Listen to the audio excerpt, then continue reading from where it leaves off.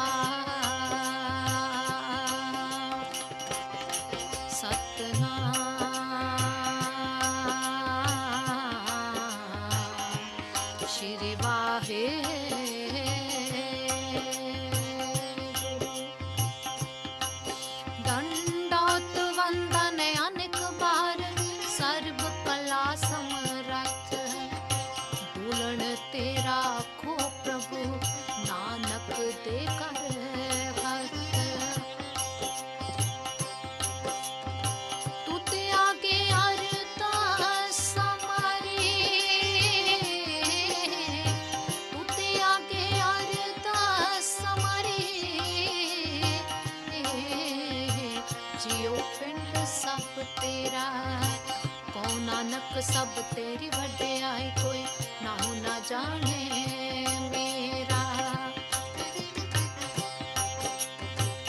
आद गुरु है ना मैं,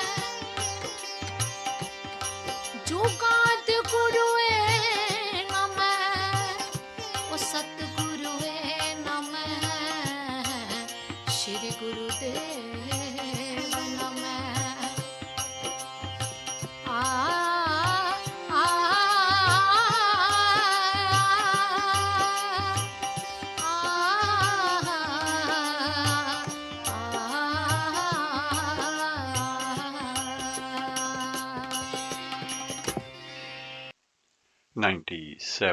.3 FM ਤੇ ਆਪ ਜੀ ਸਰਵਨ ਕਰ ਰਹੇ ਹੋ ਕੋਹਿਨੂਰ ਰੇਡੀਓ ਤੇ ਇਸ ਵੇਲੇ ਸੁਣ ਰਹੇ ਹੋ ਪ੍ਰੋਗਰਾਮ ਸਿੱਖ ਵਿਰਸਾ ਸਰਬਜੀਤ ਸਿੰਘ ਦੇ ਨਾਲ। ਤੇ ਆਓ ਪ੍ਰੋਗਰਾਮ ਦੇ ਸ਼ੁਰੂ ਦੇ ਵਿੱਚ ਸਭ ਤੋਂ ਪਹਿਲਾਂ ਪ੍ਰੇਮ ਭਰੀ ਫਤਿਹ ਬੁਲਾਉਂਦੇ ਹਾਂ ਜੀ। ਵਾਹਿਗੁਰੂ ਜੀ ਕਾ ਖਾਲਸਾ ਵਾਹਿਗੁਰੂ ਜੀ ਕੀ ਫਤਿਹ। ਅੱਜ ਐਤਵਾਰ ਦਾ ਦਿਨ ਹੈ 1500 ਸੰਮਤ 555 ਨਾਨਕ ਸ਼ਾਹੀ ਕੈਲੰਡਰ ਦੇ ਹਿਸਾਬ ਦੇ ਨਾਲ ਤੇ 1 ਅਕਤੂਬਰ 2023 ਅੰਗਰੇਜ਼ੀ ਕੈਲੰਡਰ ਦੇ ਹਿਸਾਬ ਦੇ ਨਾਲ ਅੱਜ ਦਾ ਸਿੱਖ ਵਿਰਸਾ ਪ੍ਰੋਗਰਾਮ ਲੈ ਕੇ ਆਪ ਜੀ ਦੀ ਸੇਵਾ ਦੇ ਵਿੱਚ ਹਾਜ਼ਰ ਹਾਂ ਤੇ ਸਾਡਾ ਸਾਥ ਰਹੇਗਾ ਪੂਰੇ 11 ਵਜੇ ਤੱਕ। ਤੇ ਆਓ ਪ੍ਰੋਗਰਾਮ ਦੇ ਸ਼ੁਰੂ ਦੇ ਵਿੱਚ ਹਮੇਸ਼ਾ ਦੀ ਤਰ੍ਹਾਂ ਚੱਲਦੇ ਹਾਂ, ਆਪਣੀ ਹਾਜ਼ਰੀ ਲਗਵਾਉਂਦੇ ਹਾਂ ਧੰਨ ਧੰਨ ਗੁਰੂ ਰਾਮਦਾਸ ਜੀ ਮਹਾਰਾਜ ਦੇ ਦਰਬਾਰ ਸਾਹਿਬ ਸ੍ਰੀ ਅੰਮ੍ਰਿਤਸਰ।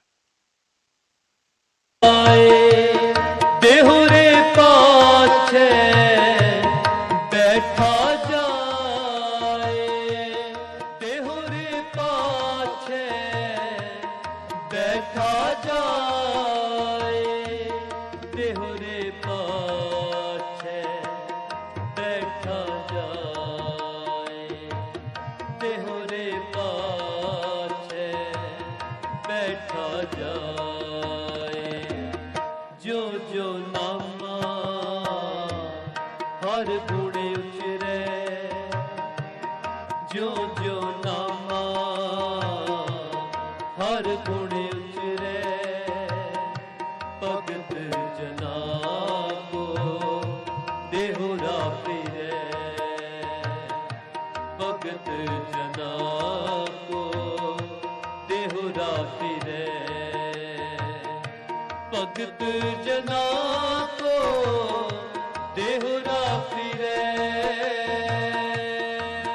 भगत जना को देहुरा फिरै।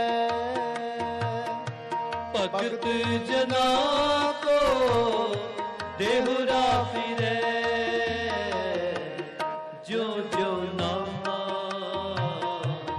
हर गुणे उचरे, जो जो नामा हर गुणे उचरे। भगत जना को देहुरा फिरे, भगत जना को देहुरा फिरे, भगत जना को देहुरा फिरे।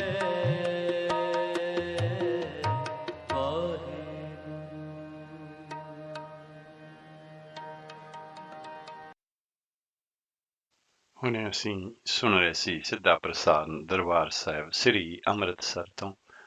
ਤੇ ਆਓ ਚੱਲਦੇ ਹਾਂ ਧੰਨ ਧੰਨ ਗੁਰੂ ਗ੍ਰੰਥ ਸਾਹਿਬ ਜੀ ਮਹਾਰਾਜ ਵੱਲੋਂ ਬਖਸ਼ਿਸ਼ ਕੀਤੇ ਗਏ ਅੱਜ ਦੇ ਹੁਕਮਨਾਮੇ ਦੀ ਰਿਕਾਰਡਿੰਗ ਸਰਵਨ ਕਰਦੇ ਹਾਂ।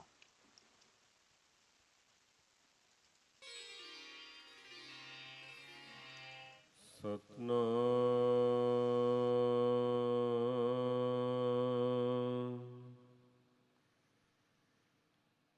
ਸ਼੍ਰੀ ਵਾਹਿਗੁਰੂ ਸਾਹਿਬ ਜੀ।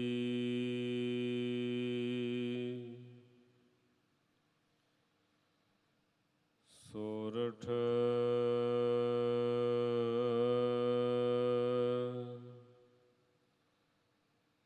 ਮਹੱਲਾ ਪੰਜਵਾਂ।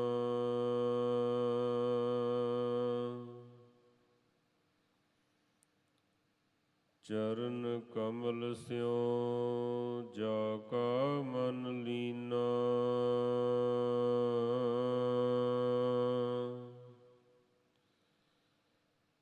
ਸੇ ਜਨ ਤ੍ਰਿਪਤ ਆਗਾਈ।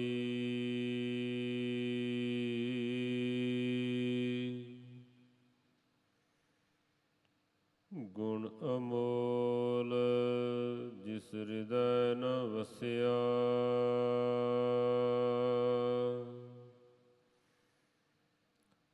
ਤੀ ਨਰ ਤ੍ਰਿਸ਼ਨ ਤ੍ਰਿਖਾਈ।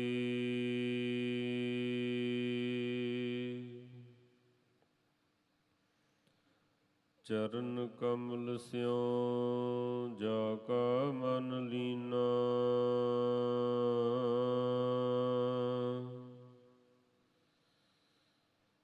ਸੇ ਜਨ ਤ੍ਰਿਪਤ ਆਗਾਈ।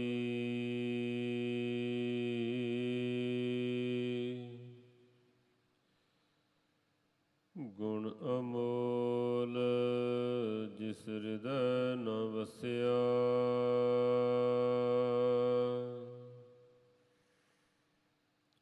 ਤੇ ਨਰ ਤ੍ਰਿਸ਼ਨ ਤ੍ਰਿਖਾਈ।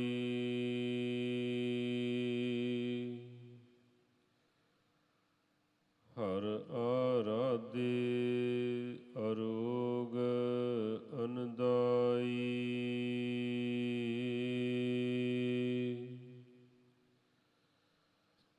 ਜਿਸਨੋ ਵਿਸਰੈ ਮੇਰਾ ਰਾਮ ਸਨੇਹੀ,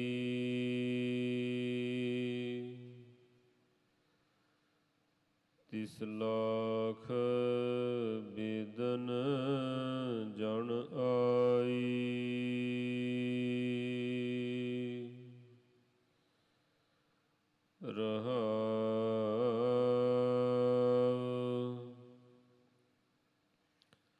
ਜਿਹ ਜਨ ਓਟ ਗਹੀ ਪ੍ਰਭ ਤੇਰੀ,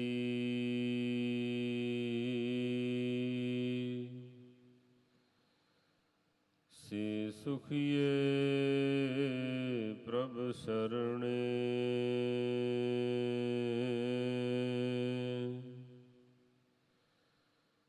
ਜਿਹ ਨਰ ਬਿਸਰਿਆ ਪੁਰਖ ਵਿਧਾਤਾ,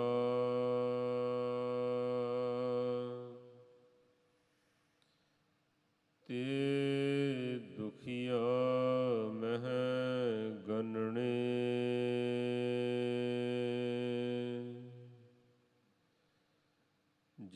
ਗੁਰ ਮਾਨ ਪ੍ਰਭੂ ਲਿਵ ਲਾਈ।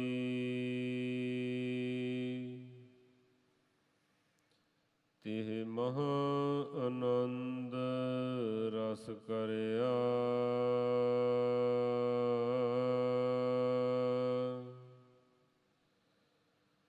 ਜਿਹ ਪ੍ਰਭੂ ਵਿਸਾਰ ਗੁਰ ਤੇ ਬੇਮੁਖਾਈ।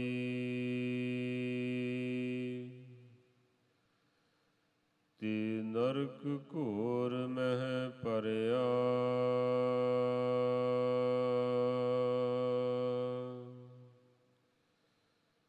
ਜਿਤ ਕੋ ਲਾਇਆ ਤਿਤ ਹੀ ਲਾਗਾ।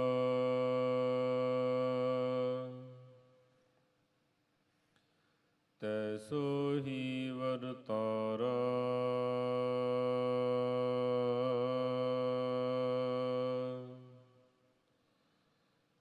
ਨਾਨਕ ਸਹਿ ਪਕਰੀ ਸੰਤਨ ਕੀ।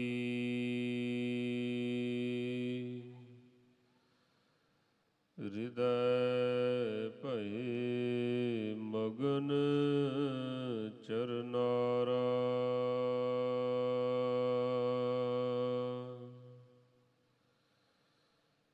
ਜਿਤ ਕੋ ਲਾਇਆ ਤਿਤ ਹੀ ਲਾਗਾ।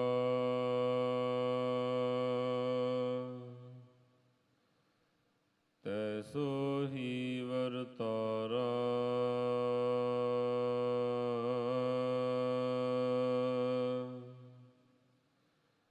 ਨਾਨਕ ਸਹਿ ਪਕਰੀ ਸੰਤਨ ਕੀ।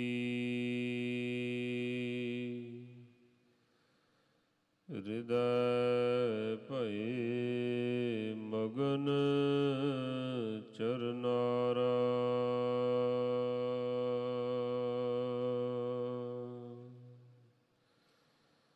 ਵਾਹਿਗੁਰੂ ਜੀ ਕਾ ਖਾਲਸਾ ਵਾਹਿਗੁਰੂ ਜੀ ਕੀ ਫਤਿਹ। ਸੋਰਠ ਮਹੱਲਾ ਪੰਜਵਾਂ। ਚਰਨ ਕਮਲ ਸਿਉ ਜਾ ਕਾ ਮਨ ਲੀਨਾ। ਸੇ ਜਨ ਤ੍ਰਿਪਤ ਆਗਾਈ। ਗੁਣ ਅਮੋਲ ਜਿਸ ਹਿਰਦੈ ਨ ਵਸਿਆ। ਤੇ ਨਰ ਤ੍ਰਿਸ਼ਨ ਤ੍ਰਿਖਾਈ।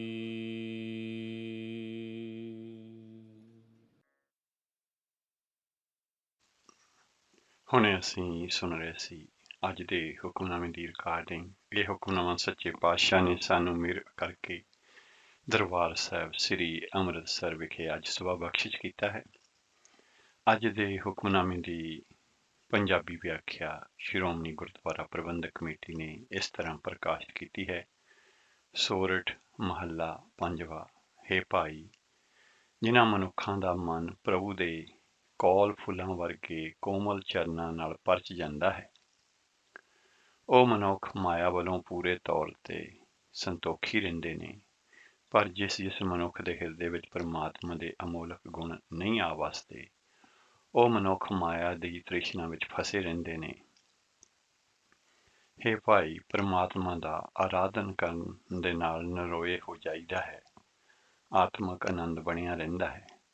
ਪਰ ਜਿਸ ਮਨੁੱਖ ਨੂੰ ਮੇਰਾ ਪਿਆਰਾ ਪ੍ਰਭੂ ਭੁੱਲ ਜਾਂਦਾ ਹੈ, ਉਸ 'ਤੇ ਇਉਂ ਜਾਣੋ ਜਿਵੇਂ ਲੱਖਾਂ ਤਕਲੀਫਾਂ ਆ ਪੈਂਦੀਆਂ ਨੇ। ਸਤਿਗੁਰੂ ਜੀ ਰਹਾਉ ਦੇ ਕੇ ਅੱਗੇ ਫਰਮਾਉਂਦੇ ਨੇ, ਹੇ ਪ੍ਰਭੂ, ਜਿਨ੍ਹਾਂ ਮਨੁੱਖਾਂ ਨੇ ਤੇਰਾ ਆਸਰਾ ਲਿਆ, ਉਹ ਤੇਰੀ ਸ਼ਰਨ ਵਿੱਚ ਰਹਿ ਕੇ ਸੁੱਖ ਮਾਣਦੇ ਨੇ। ਪਰ ਹੇ ਭਾਈ, ਜਿਨ੍ਹਾਂ ਮਨੁੱਖਾਂ ਨੂੰ ਸਰਵ ਵਿਆਪਕ ਕਰਤਾਰ ਭੁੱਲ ਜਾਂਦਾ ਹੈ, ਉਹ ਮਨੁੱਖ ਦੁਖੀਆਂ ਵਿੱਚ ਗਿਣੇ ਜਾਂਦੇ ਨੇ। ਹੇ ਭਾਈ, ਜਿਨ੍ਹਾਂ ਮਨੁੱਖਾਂ ਨੇ ਗੁਰੂ ਦੀ ਆਗਿਆ ਮੰਨ ਕੇ ਪਰਮਾਤਮਾ ਦੇ ਵਿੱਚ ਸੁਰਤ ਜੋੜ ਲਈ, ਉਹਨਾਂ ਦਾ ਬੜਾ ਆਨੰਦ, ਬੜਾ ਰਸ ਉਹਨਾਂ ਨੇ ਮਾਣਿਆ। ਪਰ ਜਿਹੜੇ ਮਨੁੱਖ ਪਰਮਾਤਮਾ ਨੂੰ ਭੁਲਾ ਕੇ ਗੁਰੂ ਵੱਲੋਂ ਮੋੜੀ ਰੱਖਦੇ ਨੇ, ਉਹ ਭਿਆਨਕ ਨਰਕ ਵਿੱਚ ਪੈ ਰਹਿੰਦੇ ਨੇ। ਹੇ ਨਾਨਕ, ਜੀਵਾਂ ਦੇ ਕੀ ਵੱਸ ਹੈ। ਇਹ ਕੰਮ, ਜਿਸ ਕੰਮ ਦੇ ਵਿੱਚ ਪਰਮਾਤਮਾ ਨੇ ਕਿਸੇ ਜੀਵ ਨੂੰ ਲਾਇਆ ਹੈ, ਉਸੇ ਕੰਮ ਵਿੱਚ ਉਹ ਲੱਗਾ ਰਹਿੰਦਾ ਹੈ। ਹਰੇਕ ਜੀਵ ਉਹੋ ਜਿਹੀ ਵਰਤੋਂ ਹੀ ਕਰਦਾ ਹੈ। ਇਹਨਾਂ ਮਨੁੱਖਾਂ ਨੇ ਪਰਮਾਤਮਾ ਦੀ ਪ੍ਰੇਰਨਾ ਦੇ ਨਾਲ ਸੰਤ ਜਨਾਂ ਦਾ ਆਸਰਾ ਲਿਆ ਹੈ। ਉਹ ਅੰਦਰੋਂ ਪ੍ਰਭੂ ਦੇ ਚਰਨਾਂ ਵਿੱਚ ਹੀ ਮਸਤ ਰਹਿੰਦੇ ਨੇ। ਤੇ ਆਓ ਅਗਲਾ ਸ਼ਬਦ ਸਰਵਨ ਕਰਦੇ ਹਾਂ ਤੇ ਉਸ ਤੋਂ ਬਾਅਦ ਅੱਜ ਦੇ ਹੁਕਮਨਾਮੇ ਦੀ ਇੰਗਲਿਸ਼ ਟਰਾਂਸਲੇਸ਼ਨ ਆਪ ਜੀ ਦੇ ਨਾਲ ਸਾਂਝੀ ਕਰਾਂਗੇ।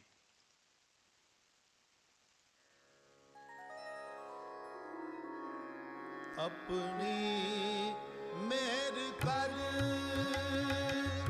अपनी मेहर कर, अपनी मेहर कर, अपनी मेहर कर। सभे जी समार, सभे जी समार। अपनी मेहर कर,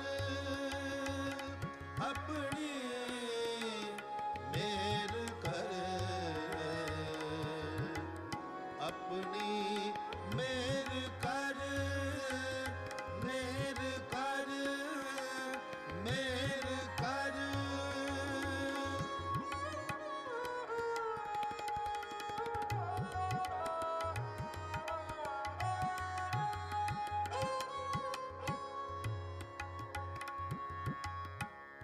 अन्न पानी मुझ उबाए, अन्न पानी मुझ उबाए।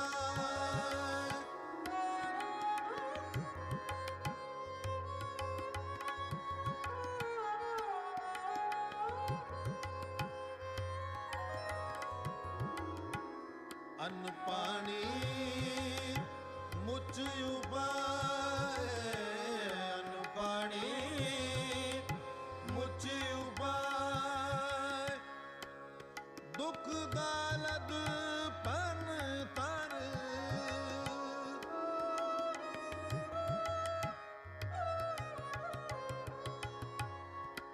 दुख दालद पन तर, दुख दालद मन तर।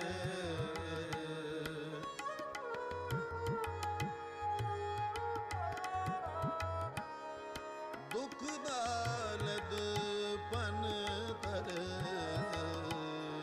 सभे जी समार, सभे जी समार। अपनी मेहर कर, अपनी मेहर कर, अपनी मेहर कर, मेहर कर, मेहर कर।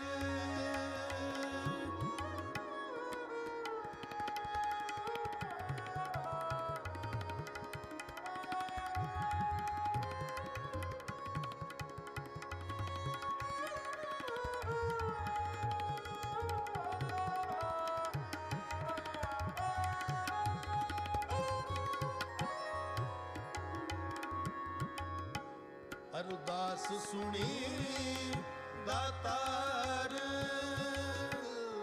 अरदास सुनी दातार।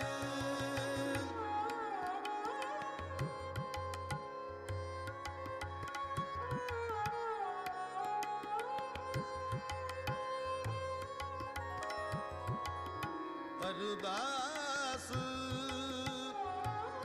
सुनी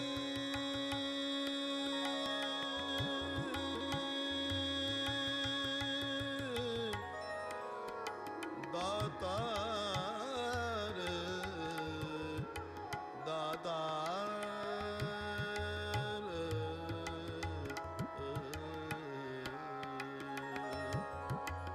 अरदास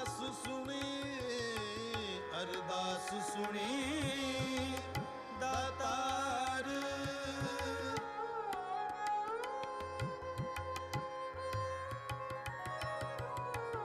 ਅਰਦਾਸ ਸੁਣੀ ਦਾਤਾਰ ਹੋਈ ਸਿਸ਼ਟ ਠਰ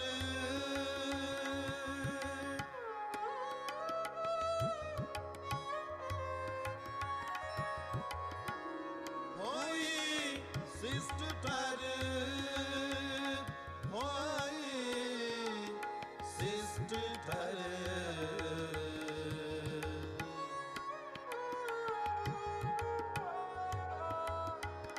ਹੋਈ ਸਿਸ਼ਟ ਠਰ ਸਭੇ ਜੀ ਸਮਾਰ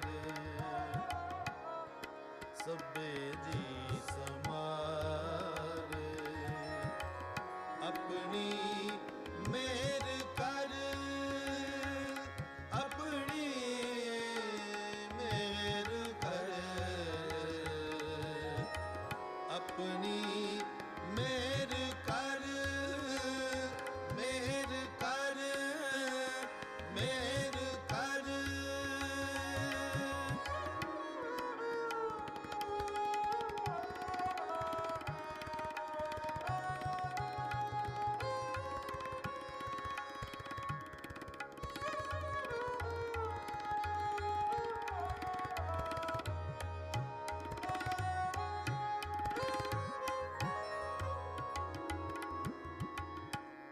लेवो कंठ लगाए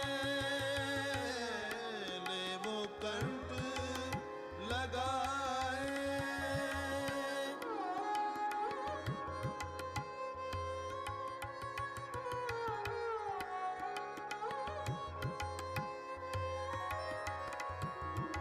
लेवो कंठ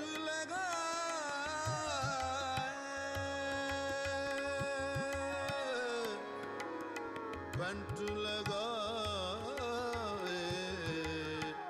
कंठ लगाए लेवो कंठ लगाए लेवो कंठ लगाए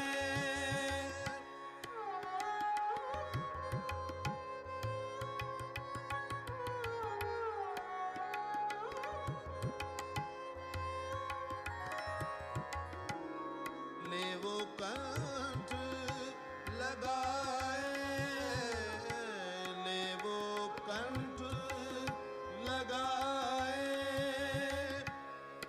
अपना सब हर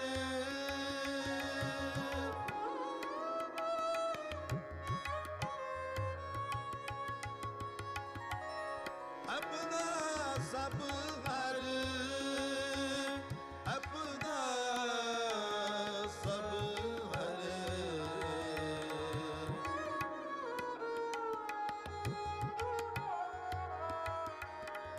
अपना सब हर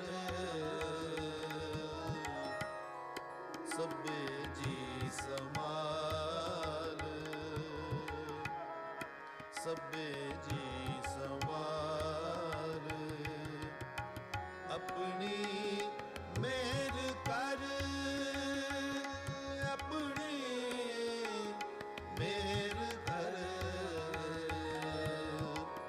अपनी मेर कर मेर कर मेर कर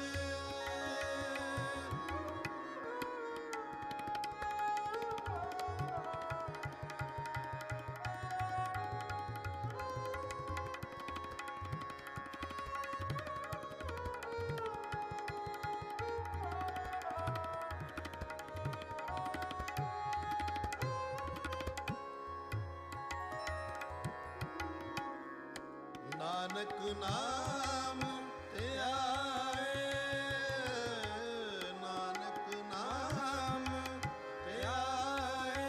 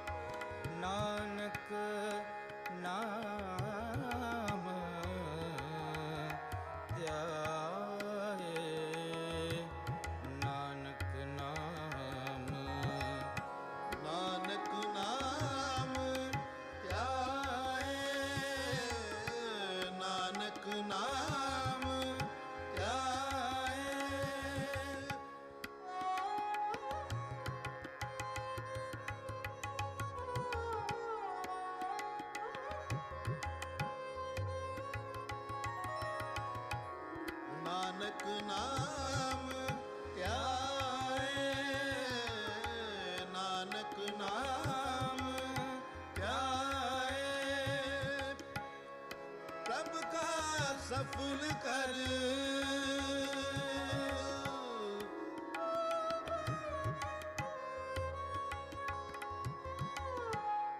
ਪ੍ਰਭ ਕਾ ਸਫਲ ਕਰ ਪ੍ਰਭ ਕਾ ਸਫਲ ਕਰ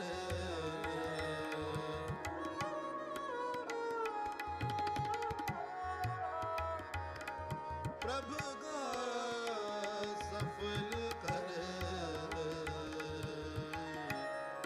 ਸਭੇ ਜੀ ਸਮਾਲ ਸਭੇ ਜੀ ਸਮਾਲ ਆਪਣੀ ਮੇਰ ਕਰ ਆਪਣੀ ਮੇਰ ਕਰ ਆਪਣੀ ਮੇਰ ਕਰ ਆਪਣੀ ਮੇਰ ਕਰ ਆਪਣੀ ਮੇਰ ਕਰ ਮੇਰ ਕਰ ਮੇਰ ਕਰ ਆਪਣੀ ਮਿਹਰ ਕਰ ਹਾਂਜੀ, ਇਹ ਸਨ ਡਾਕਟਰ ਗੁਰਨਾਮ ਸਿੰਘ ਜੀ, ਜਿਨ੍ਹਾਂ ਦੀ ਆਵਾਜ਼ ਦੇ ਵਿੱਚ ਅਸੀਂ ਇਹ ਸ਼ਬਦ ਰਾਗ ਸਾਰੰਗ ਦੇ ਵਿੱਚ ਸਰਵਣ ਕੀਤਾ ਹੈ। ਤੇ ਆਓ ਚੱਲਦੇ ਹਾਂ ਹੁਣ ਅੱਜ ਦੇ ਹੁਕਮਨਾਮੇ ਦੀ ਇੰਗਲਿਸ਼ ਟਰਾਂਸਲੇਸ਼ਨ ਵੱਲ, ਜਿਹੜੀ ਕਿ ਧੰਨਵਾਦ ਸਹਿਤ ਅਸੀਂ ਪ੍ਰਾਪਤ ਕੀਤੀ ਹੈ ਸ਼੍ਰੋਮਣੀ ਗੁਰਦੁਆਰਾ ਪ੍ਰਬੰਧਕ ਕਮੇਟੀ ਦੇ ਵੈਬਸਾਈਟ ਤੋਂ। Sort fifth Mahal, those whose minds are attached to the lotus feet of the Lord. Those humble beings are satisfied and fulfilled. But those within whose hearts the priceless virtue does not abide, those remain thirsty and unsatisfied. Worshipping the Lord in adoration, one becomes happy and free of disease. But one who forgets my dear Lord, know him to be afflicted with tens of thousands of illnesses. Pause. Those who hold tightly to your sport, God, are happy in your sanctuary. Those humble beings who forget the primal Lord, the architect of destiny, are counted among the most miserable beings. One who has faith in the Guru and who is lovingly attached to God enjoys the delights of supreme ecstasy. One who forgets God and forsakes the Guru falls into the most horrible hell. As the Lord engages someone, so he is engaged, and so does he perform. Nanak has taken the shelter of the saints. His heart is absorbed in the Lord's feet. ਇਹ ਸੀ ਅੱਜ ਦੇ ਹੁਕਮਨਾਮੇ ਦੀ English translation. ਅੱਜ ਦਾ ਹੁਕਮਨਾਮਾ ਰਾਗ ਸੋਠ ਦੇ ਵਿੱਚ ਪੰਜਵੇਂ ਪਾਤਸ਼ਾਹ ਗੁਰੂ ਅਰਜਨ ਦੇਵ ਜੀ ਮਹਾਰਾਜ ਦਾ ਉਚਾਰਨ ਕੀਤਾ ਹੋਇਆ ਸ਼ਬਦ, ਜਿਹੜਾ ਕਿ ਸ੍ਰੀ ਗੁਰੂ ਗ੍ਰੰਥ ਸਾਹਿਬ ਜੀ ਮਹਾਰਾਜ ਦੇ 612 ਅੰਗ ਤੇ ਸੁਸ਼ੋਭਿਤ ਹੈ। ਤੇ ਆਓ ਚੱਲਦੇ ਹਾਂ ਅਗਲੇ ਸ਼ਬਦ ਵੱਲ, ਜਿਹੜਾ ਕਿ ਰਾਗ ਸਾਰੰਗ ਦੇ ਵਿੱਚ ਹੈ, ਜਿਸ ਨੂੰ ਗਾਇਨ ਕੀਤਾ ਹੈ ਪ੍ਰੋਫੈਸਰ ਸੁਰਿੰਦਰ ਸਿੰਘ ਜੀ ਨੇ।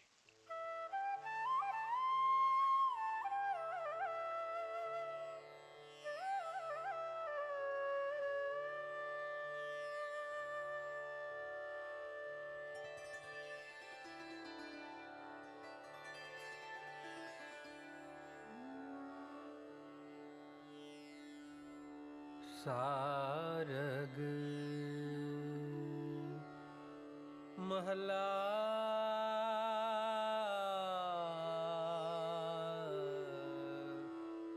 ਚੌਥਾ।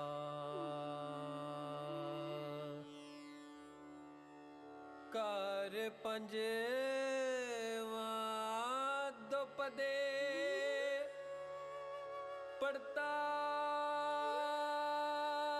ਪੜਤਾਲ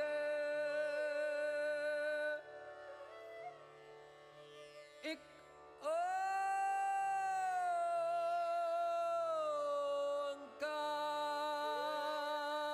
ਓੰਕਾਰ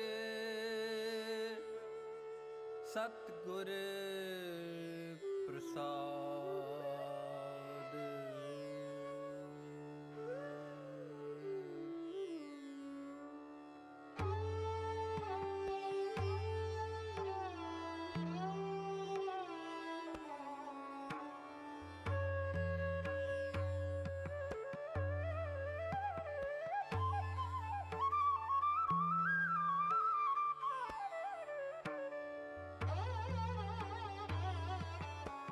ਜਪ ਮਨ ਜਗਨਾਥ ਜਗਦੀਸ਼ਰੋ ਜਪ ਮਨ ਜਗਨਾਥ ਜਗਦੀਸ਼ਰੋ ਜਗ ਜੀਵਨੋ ਮਨ ਮਨਸਿਓ ਪ੍ਰੀਤ ਲਾਗੀ ਮੈਂ ਹਾਰ ਹਾਰ ਹਾਰ ਟੇਕ ਸਾਬ ਪ੍ਰੀਤ ਲਾਗੀ ਮੈਂ ਹਾਰ ਹਾਰ ਹਾਰ ਟੇਕ ਸਾਬ ਦਿਨ ਸੇ ਸਾਬ ਰਾਤ ਜਪ ਮਨ ਜਗਨਾਥ ਜਗਦੀਸ਼ਰੋ ਜਪ ਮਨ ਜਗਨਾਥ ਜਗਦੀਸ਼ਰੋ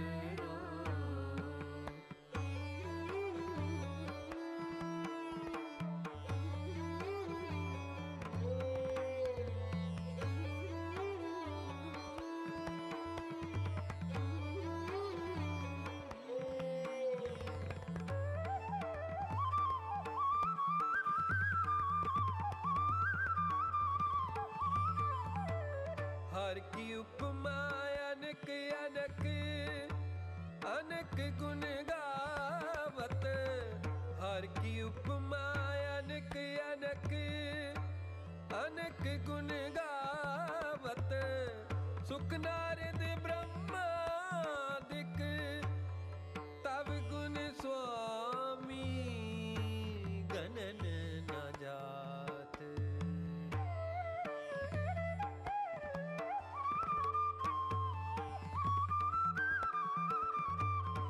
हर बेअंत तू हर बेअंत तू हर बेअंत तू हर बेअंत तू हरे स्वामी तू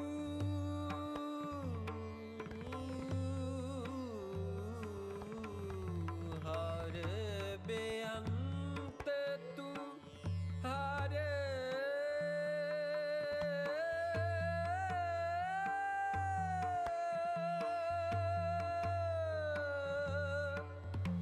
बेअंत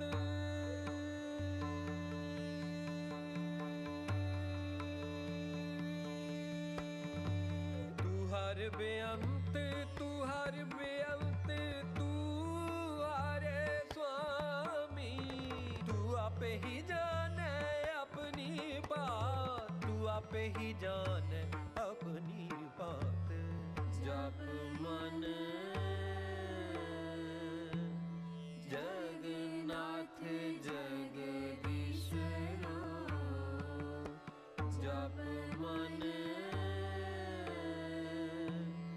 जगन्नाथ जगदीशरो जग जीवनो मन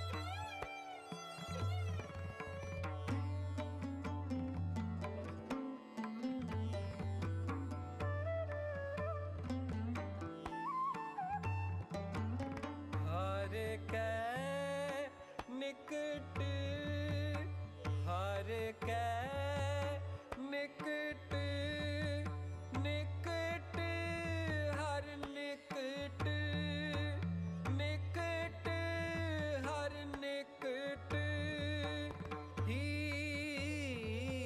बसते ते हर के जन साधु हर पगाते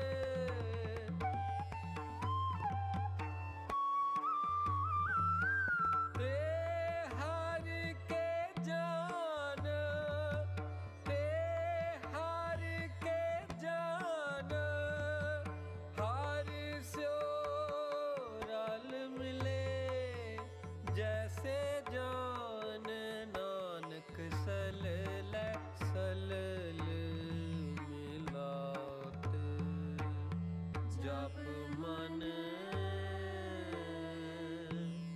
जगन्नाथ जगदीश्वरो जप मन जगन्नाथ जगदीश्वरो जग जीवनो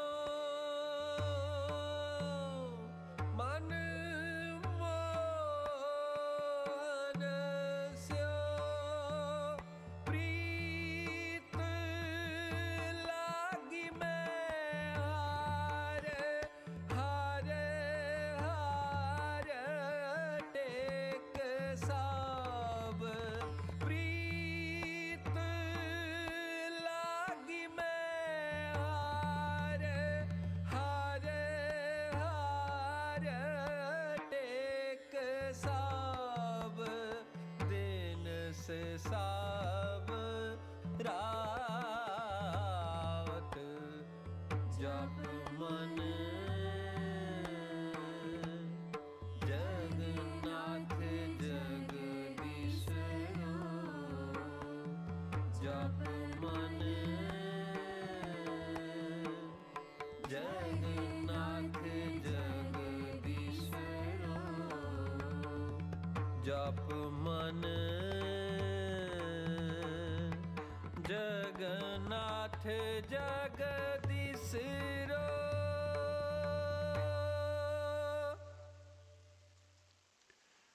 97.3 FM ਤੇ ਆਪ ਜੀ ਸਰਵਨ ਕਰ ਰਹੇ ਹੋ ਕੋਹਿਨੂਰ ਰੇਡੀਓ ਤੇ ਇਸ ਵੇਲੇ ਸੁਣ ਰਹੇ ਹੋ ਪ੍ਰੋਗਰਾਮ ਸਿੱਖ ਵਿਰਸਾ ਸਰਬਜੀਤ ਸਿੰਘ ਦੇ ਨਾਲ। ਅਗਰ ਆਪ ਜੀ ਨੇ ਪ੍ਰੋਗਰਾਮ ਹੁਣੇ ਸੁਣਨਾ ਸ਼ੁਰੂ ਕੀਤਾ ਹੈ ਤੇ ਦਿਲ ਦੀਆਂ ਗਹਿਰਾਈਆਂ ਤੋਂ ਆਪ ਜੀ ਨੂੰ ਸਤਿ ਸ੍ਰੀ ਅਕਾਲ। ਆਓ ਪ੍ਰੋਗਰਾਮ ਨੂੰ ਅੱਗੇ ਵਧਾਉਂਦੇ ਹਾਂ।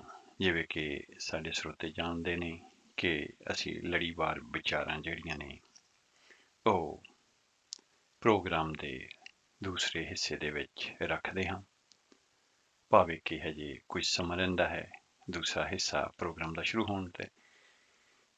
ਅੱਜ ਦੀ ਜਿਹੜੀ ਅਸੀਂ ਨਵੀਂ ਲੜੀ ਸ਼ੁਰੂ ਕਰਨ ਜਾ ਰਹੇ ਹਾਂ ਉਹ ਇਤਿਹਾਸ ਦੇ ਵਿੱਚੋਂ ਹੈ ਤੇ ਅਸੀਂ ਇਸ ਲੜੀ ਨੂੰ ਆਧਾਰ ਬਣਾਵਾਂਗੇ ਸਤਵੀਰ ਸਿੰਘ ਜੀ ਦੀ ਲਿਖੀਆਂ ਹੋਈਆਂ ਕਿਤਾਬਾਂ ਦੇ ਵਿੱਚੋਂ ਕਥਾ ਪੁਰਾਤਨ ਇਉਂ ਸੁਣੀ। ਤੇ ਉਹਨਾਂ ਨੇ ਜਿਹੜੀ ਇੰਟਰੋਡਕਸ਼ਨ ਲਿਖੀ ਹੈ ਕਿਤਾਬ ਦੇ ਸ਼ੁਰੂ ਦੇ ਵਿੱਚ ਉਹ ਆਪ ਜੀ ਦੇ ਨਾਲ ਸਾਂਝੀ ਕਰਦੇ ਹਾਂ।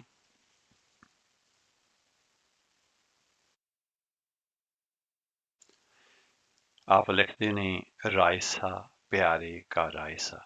ਗੁਰੂ ਨਾਨਕ ਦੇਵ ਜੀ ਮਹਾਰਾਜ ਨੇ ਤਿਲੰਗ ਰਾਗ ਦੇ ਵਿੱਚ ਇੱਕ ਸ਼ਬਦ ਵਿੱਚ ਫਰਮਾਇਆ ਹੈ ਕਿ ਪਿਆਰੇ ਦੀ ਕਥਾ ਕਰਿਆਂ ਨਿਤ ਹੀ ਖੁਸ਼ੀ ਮਿਲਦੀ ਹੈ। ਰਾਇਸਾ ਪਿਆਰੇ ਕਾ ਰਾਇਸਾ ਜਿਤ ਸਦਾ ਸੁਖ ਹੋਈ। ਤੇ ਸਤਵੀਰ ਸਿੰਘ ਜੀ ਲਿਖਦੇ ਨੇ ਕਿ ਮੇਰੇ ਚਿੱਤ ਵਿੱਚ ਆਇਆ ਕਿਉਂ ਨਾ ਪਿਆਰੇ ਦੀ ਕਥਾ ਨਵੇਂ ਸਿਰਿਓਂ ਲਿਖੀ ਜਾਵੇ ਤਾਂ ਕਿ ਇਤਿਹਾਸ ਵੀ ਉਜਾਗਰ ਹੋਵੇ ਤੇ ਪਿਆਰ ਵੀ ਉਪਜੇ। ਗੁਰੂ ਅਰਜਨ ਦੇਵ ਜੀ ਮਹਾਰਾਜ ਨੇ ਵੀ ਬਿਲਾਵਲ ਰਾਗ ਦੇ ਵਿੱਚ ਫਰਮਾਇਆ ਸੀ ਕਿ ਪ੍ਰਾਤਨ ਕਥਾ ਦਾ ਸ਼ਰਧਾਲੂਆਂ ਦੀ ਜਵਾਨੀ ਭਗਤਨ ਕੀ ਬਾਣੀ ਸੁਣਨ ਦਾ ਸਵਾਦ ਹੀ ਹੋਰ ਹੈ। ਕਥਾ ਪ੍ਰਾਤਨ ਇਉਂ ਸੁਣੀ ਭਗਤਨ ਕੀ ਬਾਣੀ। ਦਸ਼ਮੇਸ਼ ਪਿਤਾ ਨੇ ਭਾਖਾ ਕਰੀ ਬਣਾਏ ਉਚਾਰ ਕੇ ਸਾਡੇ ਲਈ ਪੂਰ ਨੇ ਪਾਏ ਸਨ। ਉਹਨਾਂ ਦਾ ਫਰਮਾਉਣਾ ਸੀ ਕਿ ਇਸ ਤਰ੍ਹਾਂ ਚਾਅ ਪੈਦਾ ਹੁੰਦਾ ਹੈ। ਸੋ ਇਹ ਨਿਰਣਾ ਲਿਆ ਕਿ ਮੁੱਢਲੇ ਇਤਿਹਾਸ ਸਰੋਤਾਂ ਨੂੰ ਸਮਝ ਗੋਚਰੀ ਬੋਲੀ ਦੇ ਵਿੱਚ ਪਲਟਾਇਆ ਜਾਵੇ ਤੇ ਜਿੱਥੇ ਅਤ ਲਾਜ਼ਮੀ ਹੈ ਉੱਥੇ ਮੂਲ ਨੂੰ ਰੱਖ ਦਿੱਤਾ ਜਾਵੇ, ਪਰ ਕਹਾਣੀ ਦਾ ਬਹਾ ਨਾ ਰੁਕੇ। ਇਤਿਹਾਸਕਾਰ E.H. ਕਾਰ ਨੇ ਇਤਿਹਾਸ ਕੀ ਹੈ ਦੇ ਲੇਖ ਵਿੱਚ ਲਿਖਿਆ ਸੀ ਕਿ ਇਤਿਹਾਸਕਾਰ ਦਾ ਕੰਮ ਹੈ ਕਿ ਲੱਖਾਂ ਹਕੀਕਤਾਂ ਜੋ ਸਾਹਮਣੇ ਹੁੰਦੀਆਂ ਨੇ ਉਹਨਾਂ ਵਿੱਚੋਂ ਕੁਝ ਲਾਜ਼ਮੀ ਤੱਥਾਂ ਨੂੰ ਅਗਾੜ ਕੇ ਸਾਹਮਣੇ ਪੇਸ਼ ਕੀਤਾ ਜਾਵੇ। ਪਰ ਜੋ J.P. ਟੇਲਰ ਨੇ ਕਿਹਾ ਸੀ, ਮੈਂ ਉਸ ਨਾਲ ਜ਼ਿਆਦਾ ਸਹਿਮਤ ਹਾਂ। ਟੇਲਰ ਨੇ ਕਿਹਾ ਸੀ ਕਿ ਇਤਿਹਾਸ ਅਸਲ ਵਿੱਚ ਬੁਨਿਆਦੀ ਤੌਰ ਤੇ ਤਹਿ ਹੇਠਾਂ ਕਹਾਣੀ ਬਿਆਨ ਕਰਨ ਦਾ ਬਟਾਵਾਂ ਰੂਪ ਹੈ। ਰਾਮਧਾਰੀ ਸਿੰਘ ਦਿਨਕਰ ਨੇ ਇੱਕ ਵਾਰ ਆਪਣੀ ਪੁਸਤਕ ਸਹਿ ਲੇਖਕ ਨੂੰ ਦਿੰਦੇ ਦਸਖਤਾਂ ਉੱਤੇ ਇਹ ਪੰਗਤੀ ਲਿਖੀ ਸੀ, ਜਬ ਇਤਿਹਾਸ ਪੜ੍ਹੋ तो पहले पढ़ो ग्रंथ प्राचीन, पढ़ना हो विज्ञान यद तो पोथी पढ़ो नवीन। कितनी बड़ी गल है कि इतिहास नूं पढ़ना है तो पुरानी तो पुराना जिहड़ा ग्रंथ है उहनूं पढ़ो, ते जे विज्ञान की गल करनी है, सुननी है, पढ़नी है तो सब तो नवीं जिहड़ी किताब होवे उहनूं पढ़ना चाहिए। किन्ना पूरा सच दिनकर ने लिखिया सी। इस कथा प्रातन की पहली पोथी विच 3 पुस्तकां दबेस्तान महाजब, गुरबिलास पातशाही 6वीं ते विजय मुक्त रतनमाल दे अंश रखे ने। ये पढ़दे ही प्रतीत होवेगा कि असीं सुनदे रहे हां, जो असीं सुनदे रहे हां उस विच किन्ना कुछ रला पै गया है ते कितना कुछ अणगौलिया है। दबेस्तान महाजब ਦਾ ਨਾਨਕ ਪੰਥੀਆਂ ਦਾ ਅਧਿਆਇ ਪੜ੍ਹਦਿਆਂ ਹੀ ਪ੍ਰਗਟ ਹੋਵੇ ਜਾਵੇਗਾ ਕਿ ਜੋ ਅੱਜ ਚਰਚਾ ਦਾ ਮਜ਼ਮੂਨ ਬਣਾਇਆ ਜਾ ਰਿਹਾ ਹੈ ਕਿ ਅੰਗਰੇਜ਼ਾਂ ਦੀ ਸਾਜ਼ਸ਼ੀ ਕਾਢ ਸੀ ਕਿ ਸਿੱਖਾਂ ਦੀ ਕੋਈ ਸੁਤੰਤਰ ਹਸਤੀ ਹੈ, ਕਿੰਨਾ ਨਿਰਮੂਲ ਹੈ।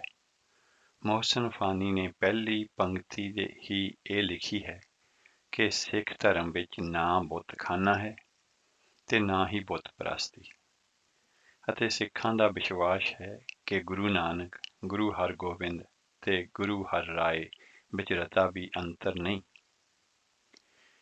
ਜੋ ਇਹ ਫਰਕ ਪਾਉਣਾ ਲੋੜਦੇ ਨੇ ਉਹਨਾਂ ਨੂੰ ਫਟਕਾਰਾਂ ਪੈਂਦੀਆਂ ਹਨ।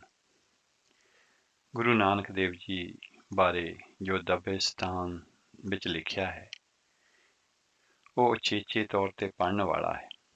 ਜੋ ਸਿੱਖਾਂ ਭਾਈ ਸਾਧ, ਭਾਈ ਭੈਰੋਂ, ਭਾਈ ਝੰਡਾ, ਭਾਈ ਮਾਧੋ ਤੇ ਇਸਤਕਲਾਲ ਭਾਓ ਭਾਏ ਭਗਤ ਦ੍ਰਿੜਤਾ ਬਾਰੇ ਮੋਹਸਨ ਫਾਨੀ ਨੇ ਲਿਖਿਆ ਹੈ, ਹੋਰ ਕਿਧਰੇ ਨਹੀਂ ਮਿਲਦਾ। ਇਹ ਪੋਥੀ ਮੈਂ ਭਾਈ ਸਾਧ ਜੀ ਤੇ ਉਹਨਾਂ ਦੇ ਸਿੱਖੀ ਪਿਆਰ ਨੂੰ ਹੀ ਭੇਟ ਕੀਤੀ ਹੈ, ਜਿਸ ਨੇ ਜਦ ਇੱਕ ਵਾਰੀ ਗੁਰੂ ਬਚਨਾਂ ਤੇ ਫੁੱਲ ਚਾੜ੍ਹਨ ਲਈ ਮੂੰਹ ਕਰ ਲਿਆ, ਪਿੱਛੇ ਨਾ ਤੱਕਿਆ। ਭਾਵੇਂ ਉਹਨਾਂ ਨੂੰ ਘਰੋਂ ਇੱਕ ਸੁਨੇਹਾ ਵੀ ਆਇਆ ਕਿ ਮੁੜ ਜਾ, ਤੇਰਾ ਇੱਕੋ ਇੱਕ ਪੁੱਤਰ ਸਖਤ ਬਿਮਾਰ ਹੈ। ਭਾਈ ਸਾਧ ਨੇ ਕਿਹਾ, ਇਹ ਹੁਣ ਨਹੀਂ ਹੋਣਾ। ਮੈਂ ਮੂੰਹ ਗੁਰੂ ਬਚਨਾਂ ਵੱਲ ਕਰ ਚੁੱਕਾ ਹਾਂ। ਜੇ ਬੇਟੇ ਨੂੰ ਕੁਝ ਹੋਇਆ ਤਾਂ ਘਰ ਲੱਕੜਾਂ ਬਥੇਰੀਆਂ ਨੇ, ਸੰਸਕਾਰ ਕਰ ਦੇਣਾ। ਭਾਈ ਵਿਲਾਸ ਪਾਤਸ਼ਾਹੀ 6ਵੀਂ ਦੇ ਸਮੂਹ ਅਧਿਆਵਾਂ ਵਿੱਚ ਇਤਨੀ ਨਵੀਨਤਾ ਹੈ ਕਿ ਪੜ੍ਹਦੇ ਅਸਚਰਜਤਾ ਹੁੰਦੀ ਹੈ। ਗੁਰੂ ਹਰਗੋਬਿੰਦ ਜੀ ਦੇ ਪ੍ਰਕਾਸ਼ ਬਾਰੇ ਜੋ ਇਸ ਵਿਲਾਸ ਵਿੱਚ ਲਿਖਿਆ ਹੈ ਕਿ ਉਹ ਬਾਬਾ ਬੁੱਢਾ ਜੀ ਦੀ ਸ਼ਖਸੀਅਤ ਤੇ ਨਵਾਂ ਚਾਨਣ ਪਾਉਂਦਾ ਹੈ। ਬਾਬਾ ਬੁੱਢਾ ਜੀ ਦਾ ਮਾਤਾ ਗੰਗਾ ਜੀ ਨੂੰ ਕਹਿਣਾ ਕਿ ਇਸ ਤਰ੍ਹਾਂ ਰੱਥ ਸਵਾਰ ਹੋ ਕੇ ਭਾਜੜ ਪਾਉਣ ਨਾਲ ਜੋ ਖੇਚਲ ਪਸ਼ੂਆਂ ਪੰਛੀਆਂ ਨੂੰ ਹੋਈ ਹੈ ਉਸ ਦਾ ਤੁਹਾਨੂੰ ਅੰਦਾਜ਼ਾ ਨਹੀਂ। ਗੁਰੂ ਅਰਜਨ ਦੇਵ ਜੀ ਮਹਾਰਾਜ ਦੀ ਸ਼ਹੀਦੀ ਨੂੰ ਆਬ ਲਾਗ ਨਾਲ ਹੋਏ ਲਿਖਣਾ ਜਹਾਂਗੀਰ ਦੀ ਤੋਜੇ ਵਿੱਚ ਆਏ ਸ਼ਬਦ ਜਿਆਸਾ ਦੀ ਵਿਆਖਿਆ ਹੀ ਹੈ। ਜਹਾਂਗੀਰ ਦਾ ਖਿਮਾ ਪ੍ਰਾਪਤ ਕਰਨ ਲਈ ਪਹਿਲਾਂ ਦਰਬਾਰ ਸਾਹਿਬ ਅਕਾਲ ਤਖਤ ਆਉਣਾ ਤੇ ਫਿਰ ਮਾਤਾ ਗੰਗਾ ਜੀ ਦੇ ਚਰਨ ਪਰਸਨ ਲਈ ਗੁਰੂ ਕੇ ਮਹਿਲ ਜਾਣਾ ਤੇ ਉਨੀ ਦੇਰ ਤੱਕ ਚੈਨ ਨਾ ਆਉਣਾ ਜਦ ਤੱਕ ਮਾਤਾ ਜੀ ਨੇ ਖਿਮਾ ਕੀਤਾ ਤੇ ਸ਼ਬਦ ਨਾ ਕਹੇ। ਮੁਗਲ ਸ਼ਾਹਾਂ ਤੇ ਗੁਰੂ ਪਾਤਸ਼ਾਹਾਂ ਦੇ ਸੰਬੰਧਾਂ ਤੇ ਨਵਾਂ ਚਾਨਣਾ ਪਾਉਂਦਾ ਹੈ। ਭਾਈ ਸੱਤੈ ਡੂਮ ਤੇ ਰਾਏ ਬਲਵੰਤ ਜੀ ਦਾ ਸ੍ਰੀ ਡੇਰਾ ਸਾਹਿਬ ਲਾਹੌਰ ਕੀਰਤਨ ਕਰਦੇ ਇਕੱਠੇ ਹੀ ਅਕਾਲ ਚਲਾਣਾ ਕਰਨਾ ਸ਼ਬਦ ਸੁਰਤ ਦਾ ਚਮਤਕਾਰ ਹੀ ਹੈ। ਅਕਾਲ ਤਖਤ ਦੀ ਉਸਾਰੀ ਦਾ ਸਾਰਾ ਕਾਂਡ ਹੀ ਅਕਾਲ ਤਖਤ ਦੀ ਸਿੱਖ ਘਰ ਦੇ ਵਿੱਚ ਮਹਾਨਤਾ ਤਾਂ ਦਰੜਾਉਂਦਾ ਹੀ ਹੈ, ਪਰ ਬਣੀਆਂ ਹੋਈਆਂ ਮਨੌਤਾਂ ਵੀ ਤੋੜਦਾ ਹੈ ਕਿ ਬਾਬਾ ਬੁੱਢਾ ਜੀ ਨੇ ਗਲਤੀ ਦੇ ਨਾਲ ਕਿਰਪਾਨ ਸੱਜੇ ਪਾਸੇ ਪਹਿਨਾ ਦਿੱਤੀ ਤੇ ਗੁਰੂ ਜੀ ਨੇ ਕਿਹਾ ਹੁਣ ਦੂਸਰੇ ਪਾਸੇ ਪਹਿਨਾ ਦਿਓ। ਜੰਗਾਂ ਦੇ ਵਿੱਚ ਮੀਰੀ ਪੀਰੀ ਦੇ ਮਾਲਕ ਨੇ ਜਿਵੇਂ ਨੇਮ ਨਿਭਾਏ ਉਹ ਸਿੱਖਾਂ ਲਈ ਪੂਰਨੇ ਹਨ ਅਤੇ ਜੰਗ ਕਰਦੇ ਆਚਰਣ ਦਾ ਪੱਲਾ ਨਹੀਂ ਛੱਡਣਾ ਤੇ ਕਿੰਨਾ ਕੁਝ ਹੋਰ ਪ੍ਰਾਚੀਨ ਵਿੱਚ ਨਵੀਨ ਪਿਆ ਹੈ। ਵਿਜੈ ਮੁਕਤ ਗੁਰੂ ਰਤਨਮਾਲ ਵਿੱਚ ਮੁਕਤਨਾਮਾ, ਫਤਿਹਨਾਮਾ, ਜਫਰਨਾਮਾ, ਰਹਿਤਨਾਮਾ, ਭੂਪਨਾਮਾ ਇੱਕੋ ਥਾਂ ਦੇ ਦਿੱਤੇ ਨੇ। ਇਸ ਸਿਲਸਿਲੇ ਦੇ ਵਿੱਚ ਜੋ ਬਾਕੀ ਨਸੀਹਤਨਾਮਾ, ਹਾਜ਼ਰਨਾਮਾ, ਅਮਰਨਾਮਾ ਹਨ ਉਹ ਅਗਲੀ ਪੋਥੀ ਦੇ ਵਿੱਚ ਦੇਣ ਦਾ ਵਿਚਾਰ ਹੈ। ਕਲਗੀਧਰ ਦਾ ਉਚਾਰਿਆ ਇੱਕ ਬਚਨ ਬਹੁਤ ਧਿਆਨ ਮੰਗਦਾ ਹੈ। ਤ੍ਰੈਕਾਲਦਰਸ਼ੀ ਦਸ਼ਮੇਸ਼ ਪਿਤਾ ਨੇ ਭਵਿੱਖ ਵਚਨਾਂ ਨੂੰ ਭਾਵੇਂ ਸਮਝਣਾ ਅਸੰਭਵ ਜਿਹਾ ਹੈ, ਪਰ ਫਿਰ ਵੀ ਦੇ ਦਿੱਤੇ ਨੇ ਕਿ ਸ਼ਾਇਦ ਕੋਈ ਸੁਰਤ ਮਾਹੇ ਨਿਰਤੇ ਕਰਨ ਵਾਲਾ ਰੱਤਾ ਹਾਥ ਪਾ ਸਕੇ। ਪਰ ਇਹ ਬਚਨ ਪੜ੍ਹ ਕੇ ਇੱਕ ਯਕੀਨ ਪੱਕਾ ਵੱਜਦਾ ਹੈ ਕਿ ਖਾਲਸਾ ਜੀ ਦਾ ਬੋਲ ਵਾਲਾ ਸਦਾ ਰਹਿਣਾ ਹੈ।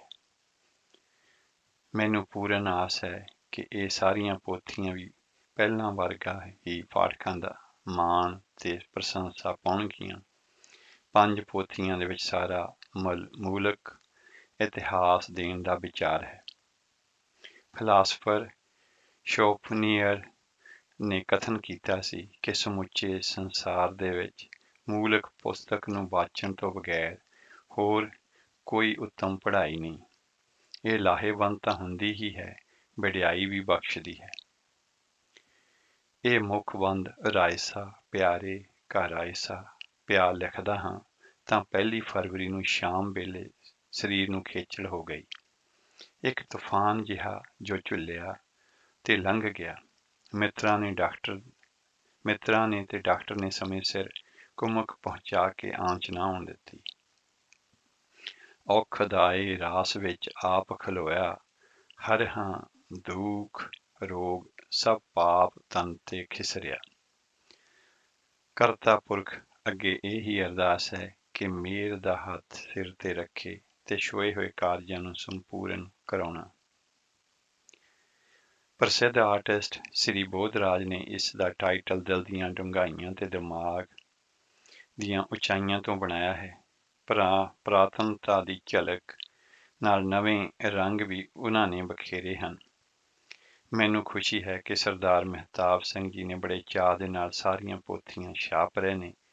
ਭਾਵੇਂ ਮੇਰੀ ਬੇਟੀ ਸਿਮਰਨ ਕੌਰ ਆਪਣੀ ਪੁਸਤਕ ਲਿਖਣ ਵਿੱਚ ਰੁੱਝੀ ਹੋਈ ਹੈ, ਪਰ ਫਿਰ ਵੀ ਉਸਨੇ ਮੂਲ ਖਰੜੇ ਨੂੰ ਮੇਲਣ ਵਿੱਚ ਪੂਰਾ ਧਿਆਨ ਦਿੱਤਾ ਹੈ। ਜਸਪਾਲ ਕੌਰ ਜੀ, ਬੇਟੀ ਹਰਕੀਰਤ ਕੌਰ ਤੇ ਅਜੇ ਵੀਰ ਸਿੰਘ ਦੇ ਕੋਲ ਬੈਠ ਕਥਾ ਪੁਰਾਤਨ ਨੂੰ ਸੁਣਦੇ ਜੋ ਹੰਗਾਰਾ ਭਰਿਆ, ਉਸ ਤੋਂ ਵਿਸ਼ਵਾਸ ਵੱਜਾ ਹੈ ਕਿ ਇਹ ਤਜਰਬਾ ਵੀ ਸਲਾਹਿਆ ਜਾਵੇਗਾ। ਪ੍ਰੈਸ ਕਾਪੀ ਨੂੰ ਤਿਆਰ ਕਰਨ ਵਿੱਚ ਪਹਿਲਾਂ ਸਰਦਾਰ ਰਾਜਿੰਦਰ ਸਿੰਘ ਜੀ, ਫਿਰ ਸਰਦਾਰ ਬਲਵੀਰ ਸਿੰਘ ਜੀ ਨੇ ਬੜੀ ਸਾਵਧਾਨੀ ਨਾਲ ਟਾਈਪ ਕੀਤਾ ਹੈ ਤੇ ਮੈਂ ਰਿਣੀ ਹਾਂ। ਅਗਲੀ ਪੋਥੀ ਦੇ ਵਿੱਚ ਜਿੱਥੇ ਅਮਰਨਾਮਾ ਤੇ ਹੋਰ ਨਾਮਿਆਂ ਦਾ ਭਾਵ ਪ੍ਰਕਾਸ਼ ਦਿੱਤਾ ਹੈ, ਉੱਥੇ ਗੁਰਬਿਲਾਸ ਪਾਤਸ਼ਾਹੀ 10ਵੀਂ, ਕਿਰਤ ਕੋਇਰ ਸਿੰਘ ਤੇ ਮਹਿਮਾ ਪ੍ਰਕਾਸ਼ ਵਾਰਤਕ ਵੀ ਦਿੱਤੇ ਹਨ। ਕਹਿਣ ਕਹੈ ਸਭ ਕੋਏ ਕੇਵਡ ਆਖੀਐ, ਹਉ ਮੂਰਖ ਨੀਚ ਅਜਾਨ ਸਮਝਾ ਸਾਖੀਐ। ਸੱਚ ਗੁਰ ਕੀ ਸਾਖੀ ਅੰਮ੍ਰਿਤ ਭਾਖੀ, ਤਿਤ ਮਨ ਮਾਨਿਆ ਮੇਰਾ। ਧਨਾਸਰੀ ਮਹੱਲਾ ਪਹਿਲਾ। ਸਤਵੀਰ ਸਿੰਘ, ਮਾਰਚ 11 1991। ਸੋ ਇਹ ਤਾਂ ਸੀ ਉਹਨਾਂ ਨੇ ਜਿਹੜੀ ਸਾਨੂੰ ਇੰਟਰੋਡਕਸ਼ਨ ਦੱਸੀ ਆ ਇਸ ਕਥਾ ਪੁਰਾਤਨ ਇਉਂ ਸੁਣੀ, ਤੇ ਇਹਦੇ ਵਿੱਚੋਂ ਜਿਹੜਾ ਹੈ ਅਸੀਂ ਜਿਹੜੇ ਜਿੰਨਾ ਵੀ ਹੋ ਸਕਿਆ ਅਸੀਂ ਆਪ ਜੀ ਦੇ ਨਾਲ ਸਾਂਝਾ ਕਰਾਂਗੇ। ਤੇ ਆਓ ਉਸ ਤੋਂ ਪਹਿਲਾਂ ਇੱਕ ਹੋਰ ਸ਼ਬਦ ਸਰਵਣ ਕਰਦੇ ਹਾਂ। ਨਾ ਵਿਸਾਰੋ ਮੈਂ ਜਨ ਤੇਰਾ ਮੋਹਿ ਨਾ ਵਿਸਾਰੋ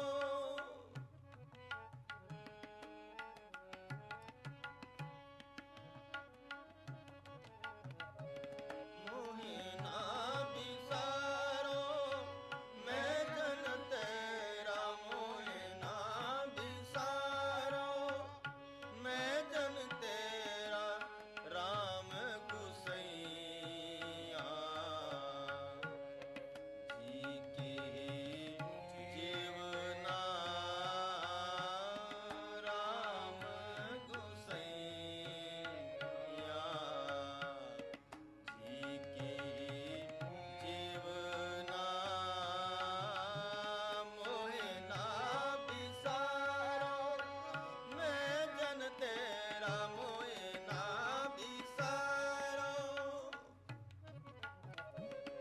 ਮੋਹਿ ਨਾ ਵਿਸਾਰੋ ਨਾ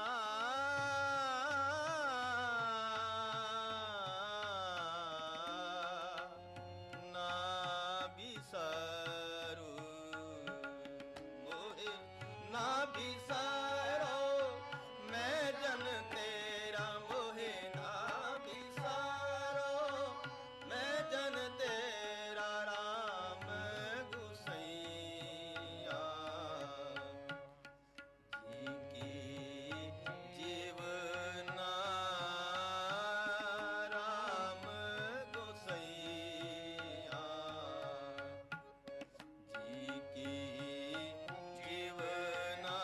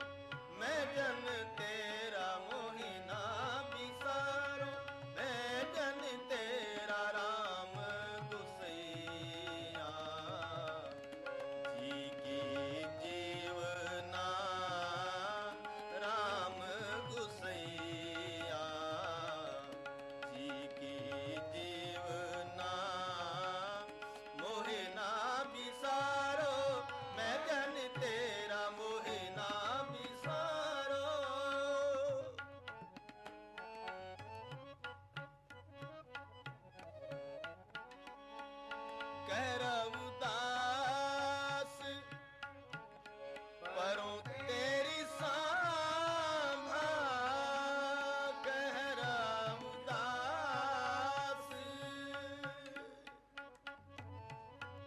ਓ ਕਹਿ ਰਵਿਦਾਸ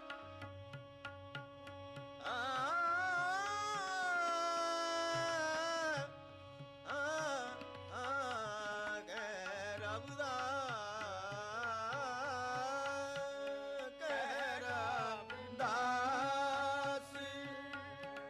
ਪਰੋਂ ਤੇਰੀ ਸਾਂਭਾ ਕਹਿ ਰਵਿਦਾਸ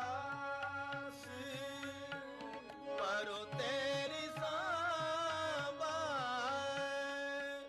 ਬੇਗ ਮਿਲੋ ਜਨ ਕਰਨ ਬਿਲਾਂਬਾ ਮੋਹਿ ਨਾ ਬਿਸਾਰ ਮੈਂ ਜਨ ਤੇਰਾ ਮੋਹਿ ਨਾ ਬਿਸਾਰੋ ਮੈਂ ਜਨ ਤੇਰਾ ਰਾਮ ਗੁਸਈਆ ਜੀ ਕੀ ਜੀਵਨਾ ਰਾਮ ਗੁਸਈਆ ਜੀ ਕੀ ਜੀਵਨਾ ਮੋਹਿ ਨਾ ਬਿਸਾਰੋ ਮੈਂ ਜਨ ਤੇਰਾ ਮੋਹਿ ਨਾ ਬਿਸਾਰੋ ਮੋਹਿ ਨਾ ਬਿਸਾਰੋ ਮੋਹਿ ਨਾ ਬਿਸਾਰੋ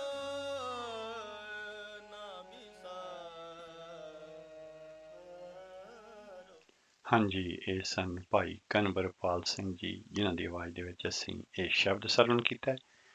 ਤੇ ਆਓ ਸ਼ੁਰੂ ਕਰਦੇ ਹਾਂ ਇਹ ਲੜੀ, ਜਿਹੜੀ ਕਿ ਅਸੀਂ ਲਈ ਹੈ ਕਥਾ ਪੁਰਾਤਨ ਇਉਂ ਸੁਣੀ ਸਤਬੀਰ ਸਿੰਘ ਜੀ ਦੇ ਲਿਖੇ ਹੋਏ ਸ਼ਬਦ।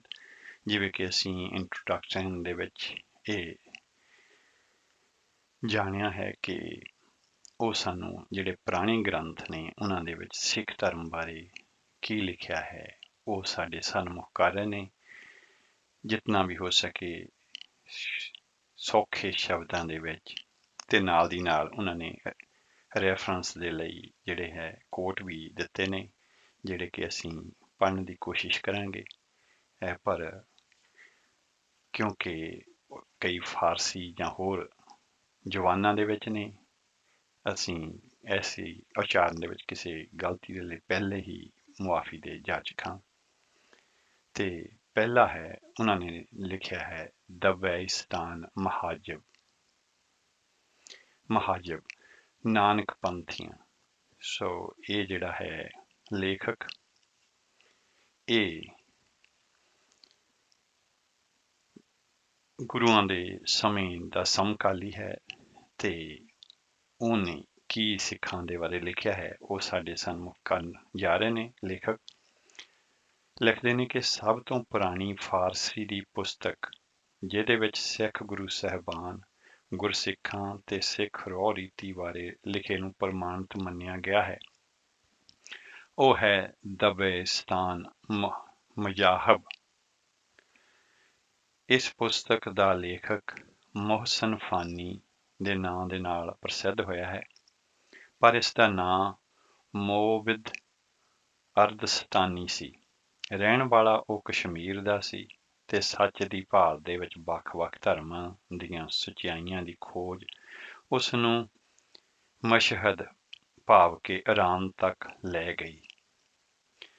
ਇਹ ਪਹਿਲਾ ਸਮਕਾਲੀ ਗੈਰ ਮੁਸਲਮਾਨ ਲੇਖਕ ਹੈ ਜਿਸ ਨੇ ਗੁਰੂ ਹਰਗੋਬਿੰਦ ਜੀ ਤੇ ਗੁਰੂ ਹਰਾਏ ਜੀ ਦੇ ਦਰਸ਼ਨ ਵੀ ਕੀਤੇ ਤੇ ਨੇੜੇ ਹੋ ਕੇ ਤੱਕਿਆ ਵੀ ਤੇ ਆਪਣਾ ਪ੍ਰਭਾਵ ਪ੍ਰਗਟਾਇਆ ਵੀ।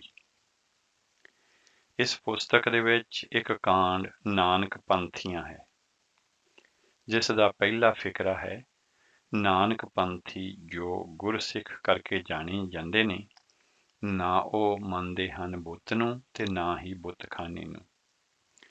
ਤੇ ਉਹਦੇ ਸ਼ਬਦ ਨੇ ਨਾਨਕ ਪੰਥੀਆ ਕੇ ਮਾਰੂਫ ਵ ਗੁਰੂ ਸਿੱਖ ਨੰਦ ਬਾਬੁੱਤ ਖਾਨਾ ਅਹਿਤਕਾਦ ਨਦਾਰਦ। ਗੁਰੂ ਨਾਨਕ ਬੇਦੀ ਖਾਨਦਾਨ ਦੇ ਵਿੱਚੋਂ ਹਨ ਤੇ ਬੇਦੀ ਖੱਤਰੀਆਂ ਦੀ ਇੱਕ ਉਪਜਾਤੀ ਹੈ। ਬਾਦਸ਼ਾਹ ਜਾਹੀਰ ਉਦੀਨ ਬਾਬਰ ਦੇ ਰਾਜ ਵੇਲੇ ਗੁਰੂ ਨਾਨਕ ਜੀ ਦੀ ਬਹੁਤ ਪ੍ਰਸਿੱਧੀ ਹੋਈ। ਬਾਬਰ ਤੋਂ ਪਹਿਲਾਂ ਗੁਰੂ ਨਾਨਕ ਦੇਵ ਜੀ ਦੌਲਤ ਖਾਂ ਲੋਧੀ ਦੇ ਮੋਦੀ ਸਨ।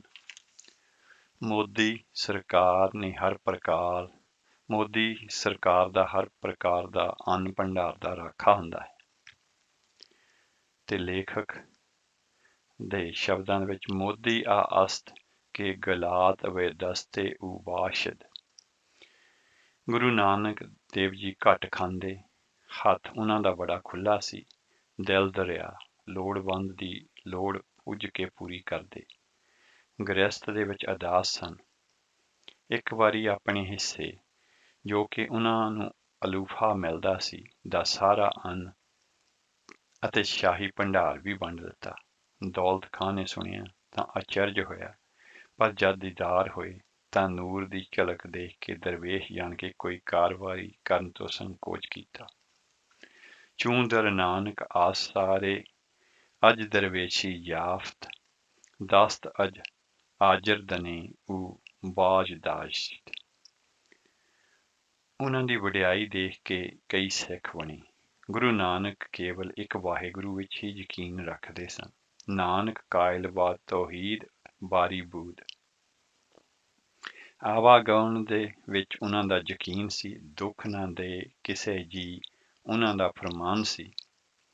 ਉਹ ਇਹ ਨਹੀਂ ਸਨ ਮੰਨਦੇ ਕਿ ਵਾਹਿਗੁਰੂ ਮਨੁੱਖੀ ਜਾਮੇ ਦੇ ਵਿੱਚ ਆ ਕੇ ਜਨਮ ਲੈਂਦਾ ਹੈ ਤੇ ਕੋਈ ਇੱਕ ਖਾਸ ਬੰਦੇ ਵਿੱਚ ਵਾਹਿਗੁਰੂ ਦਾ ਵਜੂਦ ਹੈ। ਬਾ ਮੁਨਕਰ ਹਲੂਲ ਬਾ ਇਤਿਹਾਦ ਬੂਦ। ਉਹਨਾਂ ਦੀਆਂ ਕਰਾਮਾਤਾਂ ਜਗਤ ਪ੍ਰਸਿੱਧ ਹਨ। ਹਰ ਇੱਕ ਜ਼ੁਬਾਨ ਤੇ ਚੜ੍ਹਿਆ ਹੋਇਆ ਹੈ ਕਿ ਬਾਬਰ ਨੂੰ ਅਫਗਾਨਾਂ ਤੋਂ ਰਾਜ ਉਹਨਾਂ ਨੇ ਹੀ ਲੈ ਕੇ ਦਿੱਤਾ ਸੀ। ਵਾਹਿਗੁਰੂ ਦੀ ਯਾਦ ਦੇ ਵਿੱਚ ਜੁੜੇ ਗੁਰੂ ਨਾਨਕ ਦੇਵ ਜੀ ਨੂੰ ਸੁੱਧ ਬੁੱਧ ਹੀ ਭੁੱਲ ਜਾਂਦੀ। ਹਰਕ ਤੇ ਅਜ ਵਾ ਜ਼ਾਹਰ ਨਾ ਸ਼ੁੱਧ। ਗੁਰੂ ਨਾਨਕ ਦੀ ਬਾਣੀ ਦੇ ਵਿੱਚ ਤਰਲਾ ਹੈ, ਤੜਪ ਹੈ, ਮਿਲਾਪ ਲਈ ਪ੍ਰੇਰਨਾ ਹੈ ਸ਼ੁਭ ਕਰਮਨ ਦੀ, ਪਰ ਨਾਲ ਹੀ ਝਿੜਕ ਵੀ ਹੈ ਬੰਦੇ ਨੂੰ। ਬਾਣੀ ਬਹੁਤੀ ਸੱਚੇ ਵਾਹਿਗੁਰੂ ਦੀ ਸਿਫਤ ਸਲਾਹ ਦੇ ਵਿੱਚ ਹੈ। ਵਾਧਾ ਇਹ ਹੈ ਕਿ ਜੱਟਾਂ ਦੀ ਬੋਲੀ ਦੇ ਵਿੱਚ ਜਿਸ ਨੂੰ ਪੜ੍ਹਦਿਆਂ ਝੱਟ ਹੀ ਸਮਝ ਆ ਜਾਂਦੀ ਹੈ। ਜੱਟ ਦਾ ਭਾਵ ਪੰਜਾਬੀ ਦੇ ਕੋਸ਼ ਮੁਤਾਬਕ ਉਹ ਲੋਕੀ ਨੇ ਜੋ ਪਿੰਡਾਂ ਵਿੱਚ ਰਹਿੰਦੇ ਨੇ ਤੇ ਕਿਰਸਾਨੀ ਕਰਦੇ ਨੇ। ਗੁਰੂ ਨਾਨਕ ਦੇਵ ਜੀ ਦੇ ਸਿੱਖ ਸੰਸਕ੍ਰਿਤ ਨੂੰ ਦੇਵ ਬਾਣੀ ਜਾਣ ਕੇ ਸਤਿਕਾਰ ਨਹੀਂ ਕਰਦੇ। ਮੁਰੀਦਾਨ ਉਰਾ ਜਵਾਨ ਸੰਸਕ੍ਰਿਤ ਸਰੇ ਨਾ ਬਾਸ਼ਦ।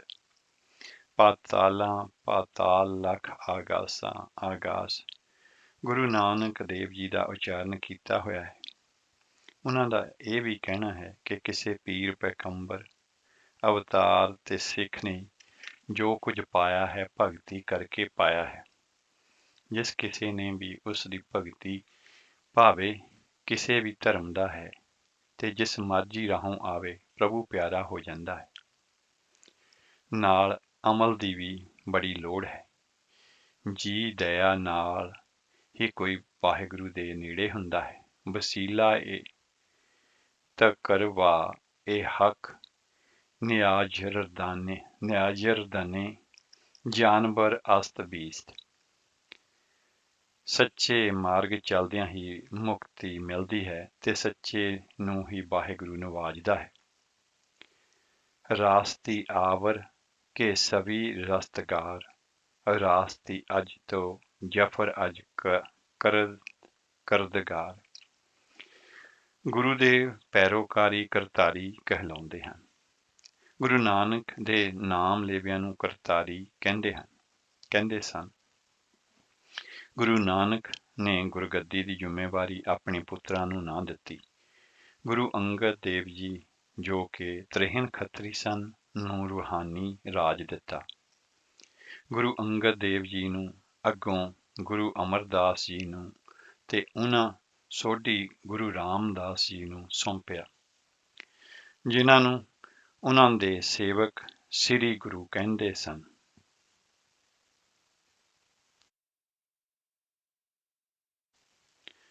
ਗੁਰੂ ਰਾਮਦਾਸ ਜੀ ਦੇ ਜੋਤੀ ਜੋਤ ਸਮਾਉਣ ਉਪਰੰਤ ਉਹਨਾਂ ਦਾ ਬੇਟਾ ਗੁਰੂ ਅਰਜਨ ਮਲ ਤਖਤ ਤੇ ਬੈਠਾ। ਗੁਰੂ ਅਰਜਨ ਸਮੇਂ ਅਨੇਕਾਂ ਨੇ ਹੀ ਸਿੱਖੀ ਅਪਣਾਈ। ਉਹਨਾਂ ਦੇ ਸਮੇਂ ਸਿੱਖੀ ਦੀ ਸ਼ਰਧਾ ਗੁਰੂ ਸਾਹਿਬਾਨ ਤੇ ਇੰਤਹਾ ਨੂੰ ਜਾ ਛੂਹੀ। ਇੱਥੋਂ ਤੱਕ ਕਿ ਹੁਣ ਸਿੱਖ ਇਹ ਕਹਿਣ ਲੱਗ ਪਏ ਹਨ ਕਿ ਗੁਰੂ ਨਾਨਕ ਹੀ ਰੱਬ ਹੈ ਤੇ ਸਭ ਸ੍ਰਿਸ਼ਟੀ ਉਸਨੇ ਸਾਜੀ ਹੈ।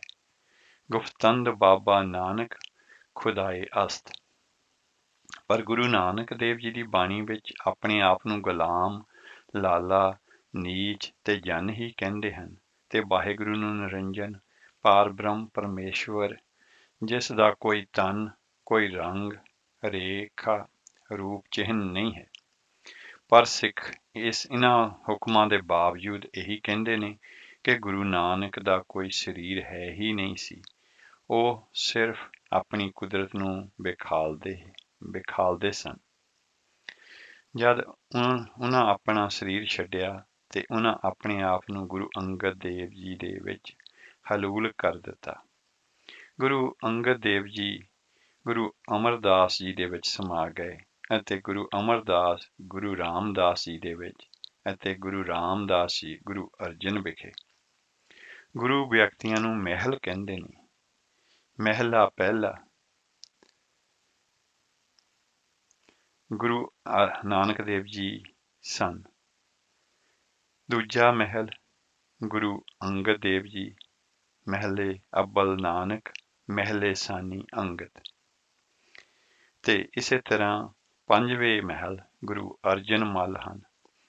ਸਿੱਖ ਇਹ ਕਹਿੰਦੇ ਨੇ ਕਿ ਜੇ ਕੋਈ ਗੁਰੂ ਅਰਜਨ ਜੀ ਨੂੰ ਗੁਰੂ ਨਾਨਕ ਦਾ ਰੂਪ ਨਹੀਂ ਗਿਣਦਾ ਤਾਂ ਉਹ ਮਨਮੁਖ, ਹੰਕਾਰੀ ਤੇ ਕਾਫਰ ਹੈ। ਗੁਫਤੰਦ ਹਰ ਕੇ ਗੁਰੂ ਅਰਜਨ ਮਲ, ਨਾ ਹੀ ਬਾਬਾ ਨਾਨਕ ਨਾਂ ਦਾ ਆਨੰਦ, ਮਨਮੁਖ ਬਾਸ਼ਦ ਯਾਨੀ ਕਾਫਰ। ਸਿੱਖਾਂ ਨੂੰ ਇਹ ਪੱਕਾ ਯਕੀਨ ਹੈ ਕਿ ਗੁਰੂ ਨਾਨਕ ਜੀ ਲੋਕਾਈ ਨੂੰ ਨਰਕਾਂ ਦੇ ਵਿੱਚੋਂ ਛੁਡਾਉਣ ਲਈ ਆਏ ਹਨ। ਸਾਖੀ ਕੀਤੀ ਜਾਂਦੀ ਹੈ ਕਿ ਜਦ ਗੁਰੂ ਨਾਨਕ ਜੀ ਜੋਤੀ ਜੋਤ ਸਮਾਏ ਤਾਂ ਉਹਨਾਂ ਸੱਚਖੰਡ ਜਾਣ ਦੀ ਬਜਾਏ ਨਰਕਾਂ ਦਾ ਰਾਹ ਪਕੜਿਆ ਤਾਂ ਕਿ ਨਰਕੀ ਜੀਵੜਿਆਂ ਨੂੰ ਛੁਡਾਇਆ ਜਾਵੇ। ਵਾਹਿਗੁਰੂ ਨੇ ਗੁਰੂ ਨਾਨਕ ਨੂੰ ਕਿਹਾ ਕਿ ਇਸ ਤਰ੍ਹਾਂ ਨਹੀਂ, ਇਹਨਾਂ ਨਰਕੀ ਜੀਵੜਿਆਂ ਨੂੰ ਨੇਕ ਕਰਮ ਕਰਨਾ ਸਿਖਾਓ ਤਾਂ ਚੰਗੇ ਕਰਮ ਕਰਕੇ ਸਵਰਗਾਂ ਦੇ ਭਾਗੀ ਹੋਣ। ਗੁਰੂ ਨਾਨਕ ਨੇ ਇਸ ਲਈ 9 ਜਾਮੇ ਧਾਰਨ ਕੀਤੇ ਤੇ ਲੋਕਾਈ ਨਰਕਾਂ ਦੇ ਵਿੱਚ ਪੈਣ ਤੋਂ ਬਚ ਜਾਵੇ। ਗੱਲ ਕੀ, ਗੁਰੂ ਨਾਨਕ ਨੇ ਨਾਮ ਲੇਵਾ ਬੁੱਤ ਪ੍ਰਸਤੀ ਨੂੰ ਨਿੰਦਦੇ ਹਨ। ਉਹਨਾਂ ਦਾ ਯਕੀਨ ਹੈ ਕਿ ਸਾਰੇ ਹੀ ਗੁਰੂ ਸਾਹਿਬਾਨ ਗੁਰੂ ਨਾਨਕ ਹਨ। ਉਸ ਦੇ ਸ਼ਬਦਾਂ ਵਿੱਚ ਅਕੀਦਾ ਅਸਤ ਕੇ ਰਾਏ ਹਮਾ ਨਾਨਕ ਅੰਧ। ਇਹ ਹਿੰਦੂਆਂ ਦੇ ਮੰਤਰ ਨਹੀਂ ਪੜ੍ਹਦੇ, ਨਾ ਹੀ ਮੰਦਰ ਵਿੱਚ ਰੱਖੇ ਬੁੱਤਾਂ ਦਾ ਹੀ ਪੂਜਾ ਕਰਦੇ ਨੇ ਤੇ ਨਾ ਹੀ ਅਵਤਾਰ ਭਗਤੀ ਇਹਨਾਂ ਦੇ ਵਿੱਚ ਹੈ। ਸੰਸਕ੍ਰਿਤ ਬੋਲੀ, ਜਿਸ ਨੂੰ ਹਿੰਦੂ ਦੇਵ ਬੋਲੀ ਕਹਿੰਦੇ ਨੇ, ਲਈ ਵੀ ਸਿੱਖਾਂ ਦੇ ਵਿੱਚ ਆਦਰ ਦੀ ਭਾਵਨਾ ਨਹੀਂ। ਈਸ਼ਾ ਰਵ ਜਵਾਨ ਸੰਸਕ੍ਰਿਤ ਕੇ ਵ ਕੋਹ ਇਹ ਹਿੰਦੂ ਜਵਾਨ ਫੁਰਿਸ਼ਟ ਰਾ ਸਤ ਸ੍ਰੀ ਨਵਾਸ਼ਟ। ਇਹਨਾਂ ਸਾਦੇ ਸਰਲ ਅਸੂਲਾਂ ਕਰਕੇ ਹਰ ਗੁਰੂ ਪਾਤਸ਼ਾਹ ਨੇ ਸਿੱਖ ਦੇ ਸਮੇਂ ਸਿੱਖਾਂ ਦੀ ਗਿਣਤੀ ਵੱਧਦੀ ਹੀ ਗਈ ਤੇ ਗੁਰੂ ਅਰਜਨ ਦੇਵ ਜੀ ਦੇ ਵੇਲੇ ਤੱਕ ਅਨੇਕਾਂ ਹੀ ਸਿੱਖ ਬਣ ਗਏ। ਗਿਣਤੀ ਇਤਨੀ ਵਧੀ ਕਿ ਮੁਲਕਾਂ ਵਿੱਚ ਕੋਈ ਹੀ ਐਸਾ ਨਗਰ ਹੋਵੇਗਾ ਜਿੱਥੇ ਸਿੱਖ ਨਾ ਮਿਲਦੇ ਹੋਣ। ਇਹਨਾਂ ਵਿੱਚ ਇਹ ਵੀ ਕੋਈ ਰੋਕ ਨਹੀਂ ਕਿ ਕੋਈ ਬ੍ਰਾਹਮਣ ਜਾਂ ਕੋਈ ਹੋਰ ਜਾਤ ਦਾ ਸਿੱਖ ਨਹੀਂ ਹੋ ਸਕਦਾ। ਸਦੀਆਂ ਤੋਂ ਜਾਤ ਹੰਕਾਰ ਜਿਸ ਨੇ ਸਮਾਜ ਨੂੰ ਜਕੜਿਆ ਹੋਇਆ ਸੀ, ਤੋੜ ਦਿੱਤਾ ਗਿਆ ਹੈ। ਮਨੂ ਦੀ ਕੀਤੀ ਹੋਈ ਵੰਡ ਮੁਤਾਬਕ ਖੱਤਰੀ ਸਿੱਖਿਆ ਦਾਤਾ ਨਹੀਂ ਹੋ ਸਕਦਾ। ਇੱਥੇ ਸਾਰੇ ਹੀ ਗੁਰੂ ਖੱਤਰੀ ਹਨ। ਇੱਕ ਗੁਰੂ ਵੀ ਬ੍ਰਾਹਮਣਾਂ ਵਿੱਚੋਂ ਨਹੀਂ ਸੀ। ਖੱਤਰੀਆਂ ਵਿੱਚ ਅਭਿਮਾਨ ਨਾ ਹੋ ਜਾਵੇ, ਸੋ ਖੱਤਰੀਆਂ ਨੂੰ ਵੀ ਜੱਟਾਂ ਹੇਠ ਰੱਖਿਆ। ਨਾਮੀ ਮਸੰਦ ਸਭ ਜੱਟ ਥਾਪੇ। ਜੱਟ ਵੈਸ਼ਾਂ ਦੇ ਵਿੱਚ ਹੁੰਦੇ ਹਨ ਜੋ ਜਾਤੀ ਵੰਡ ਅਨੁਸਾਰ ਵੈਸ਼ਿਆਂ ਤੋਂ ਨੀਵੇਂ ਹੁੰਦੇ ਨੇ। ਗੁਰੂ ਜੀ ਨੇ ਪਹਿਲਾਂ ਤਾਂ ਇਹਨਾਂ ਵੱਖ-ਵੱਖ ਜਾਤਾਂ ਨੂੰ ਇਕੱਠਿਆਂ ਕਰਕੇ ਮੇਲੀ ਬਣਾਇਆ ਤਾਂ ਕਿ ਇਕੱਠੇ ਬੈਠ ਕੇ ਭੇਦ-ਭਾਵ, ਊਚ-ਨੀਚ ਦੇ ਖਿਆਲ ਮੁੱਕੇ ਤੇ ਇੱਕ ਦੂਜੇ ਕੋਲੋਂ ਸਿੱਖਿਆ ਪ੍ਰਾਪਤ ਕਰਦੇ ਰਹਿਣ। ਇਸ ਤਰ੍ਹਾਂ ਸੰਗਤ ਕਰਨ ਦੇ ਨਾਲ ਜਦ ਅੰਦਰੋਂ ਜਾਤ ਅਭਿਮਾਨ ਨਿਕਲ ਗਿਆ ਤਾਂ ਆਪਣੇ ਨਾਲ ਜੋੜਿਆ, ਜਿਸ ਨੂੰ ਸਹਲੰਗ ਕਹਿੰਦੇ ਨੇ। ਇਉਂ ਜਾਣੋ ਕਿ ਮਸੰਦਾਂ ਰਾਹੀਂ ਸਿੱਖਿਆ ਪ੍ਰਾਪਤ ਕਰਨ ਵੇਲੇ ਉਹ ਸ਼ਾਗਿਰਦ ਹੁੰਦਾ ਸੀ ਤੇ ਜਦ ਗੁਰੂ ਕੋਲੋਂ ਦੀਖਿਆ ਲੈਂਦਾ ਸੀ ਤਾਂ ਉਹ ਸਿੱਖ ਮੁਰੀਦ ਕਹਿਲਾਂਦਾ ਸੀ। ਦੁਨਿਆਵੀ ਉਸਤਾਦਾਂ ਤੇ ਗੁਰੂ ਦਾ ਫਰਕ ਕਿਸ ਢੰਗ ਦੇ ਨਾਲ ਦਰਸਾ ਦਿੱਤਾ। ਨਾਲ ਹੀ ਦੱਸਿਆ ਕਿ ਪਹਿਲਾ ਮੇਲ ਕਰਨਾ ਜ਼ਰੂਰੀ ਹੈ ਤਾਂ ਕਿ ਜਾਤ ਅਭਿਮਾਨ ਜੜੋਂ ਪੁੱਟਿਆ ਜਾਵੇ ਅਤੇ ਜਾਤ ਅਭਿਮਾਨ ਮੂਲੋਂ ਹੀ ਨਹੀਂ ਰਹਿੰਦਾ। ਗੁਰੂ ਦੀ ਸਿੱਖਿਆ ਪ੍ਰਾਪਤ ਕਰਨ ਜੋਗਾ ਬਣਦਾ ਹੈ। ਐਸਿਆਂ ਹਰ ਪ੍ਰਕਾਰ ਤੋਂ ਪਾਕ ਤੇ ਉੱਚੇ ਹੋਇਆਂ ਦੀ ਸਤ ਸੰਗਤ ਬਣਦੀ ਹੈ, ਜਿੱਥੇ ਕੋਈ ਦੂਜਾ ਖਿਆਲ ਨੇੜੇ ਤੱਕ ਨਹੀਂ ਆਉਂਦਾ। ਇੱਕੋ ਨਾਮ ਹੀ ਵਖਾਣਿਆ ਜਾਂਦਾ ਹੈ। ਇਹ ਸਤ ਸੰਗਤ ਨੇ ਹੀ ਪਿੱਛੋਂ ਜਾ ਕੇ ਖਾਲਸਾ ਦਾ ਰੂਪ ਧਾਰਿਆ। ਤੇ ਅਸੀਂ ਅਗਲਾ ਸ਼ਬਦ ਸਰਵਣ ਕਰਦੇ ਹਾਂ ਤੇ ਉਸ ਤੋਂ ਬਾਅਦ ਇਹਨਾਂ ਵਿਚਾਰਾਂ ਨੂੰ ਇਸੇ ਤਰ੍ਹਾਂ ਅੱਗੇ ਵਧਾਵਾਂਗੇ।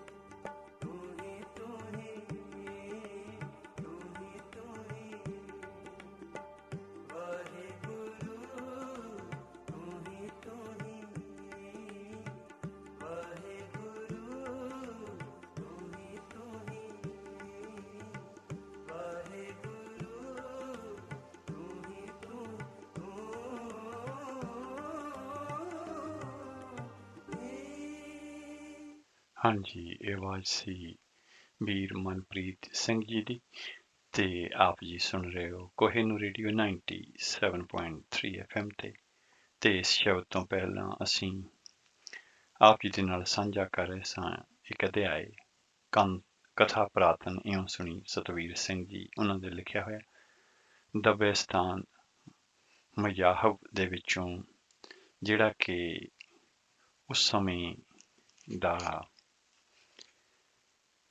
ਲੇਖਕ ਹੈ ਇਹੋ, ਤੇ ਇਸ ਨੂੰ ਆਮ ਤੌਰ ਤੇ ਇਹਦਾ ਨਾਂ ਜਿਹੜਾ ਹੈ ਮੋਹਸਨ ਫਾਨੀ ਦੇ ਨਾਂ ਦੇ ਨਾਲ ਇਹ ਪ੍ਰਸਿੱਧ ਹੋਇਆ।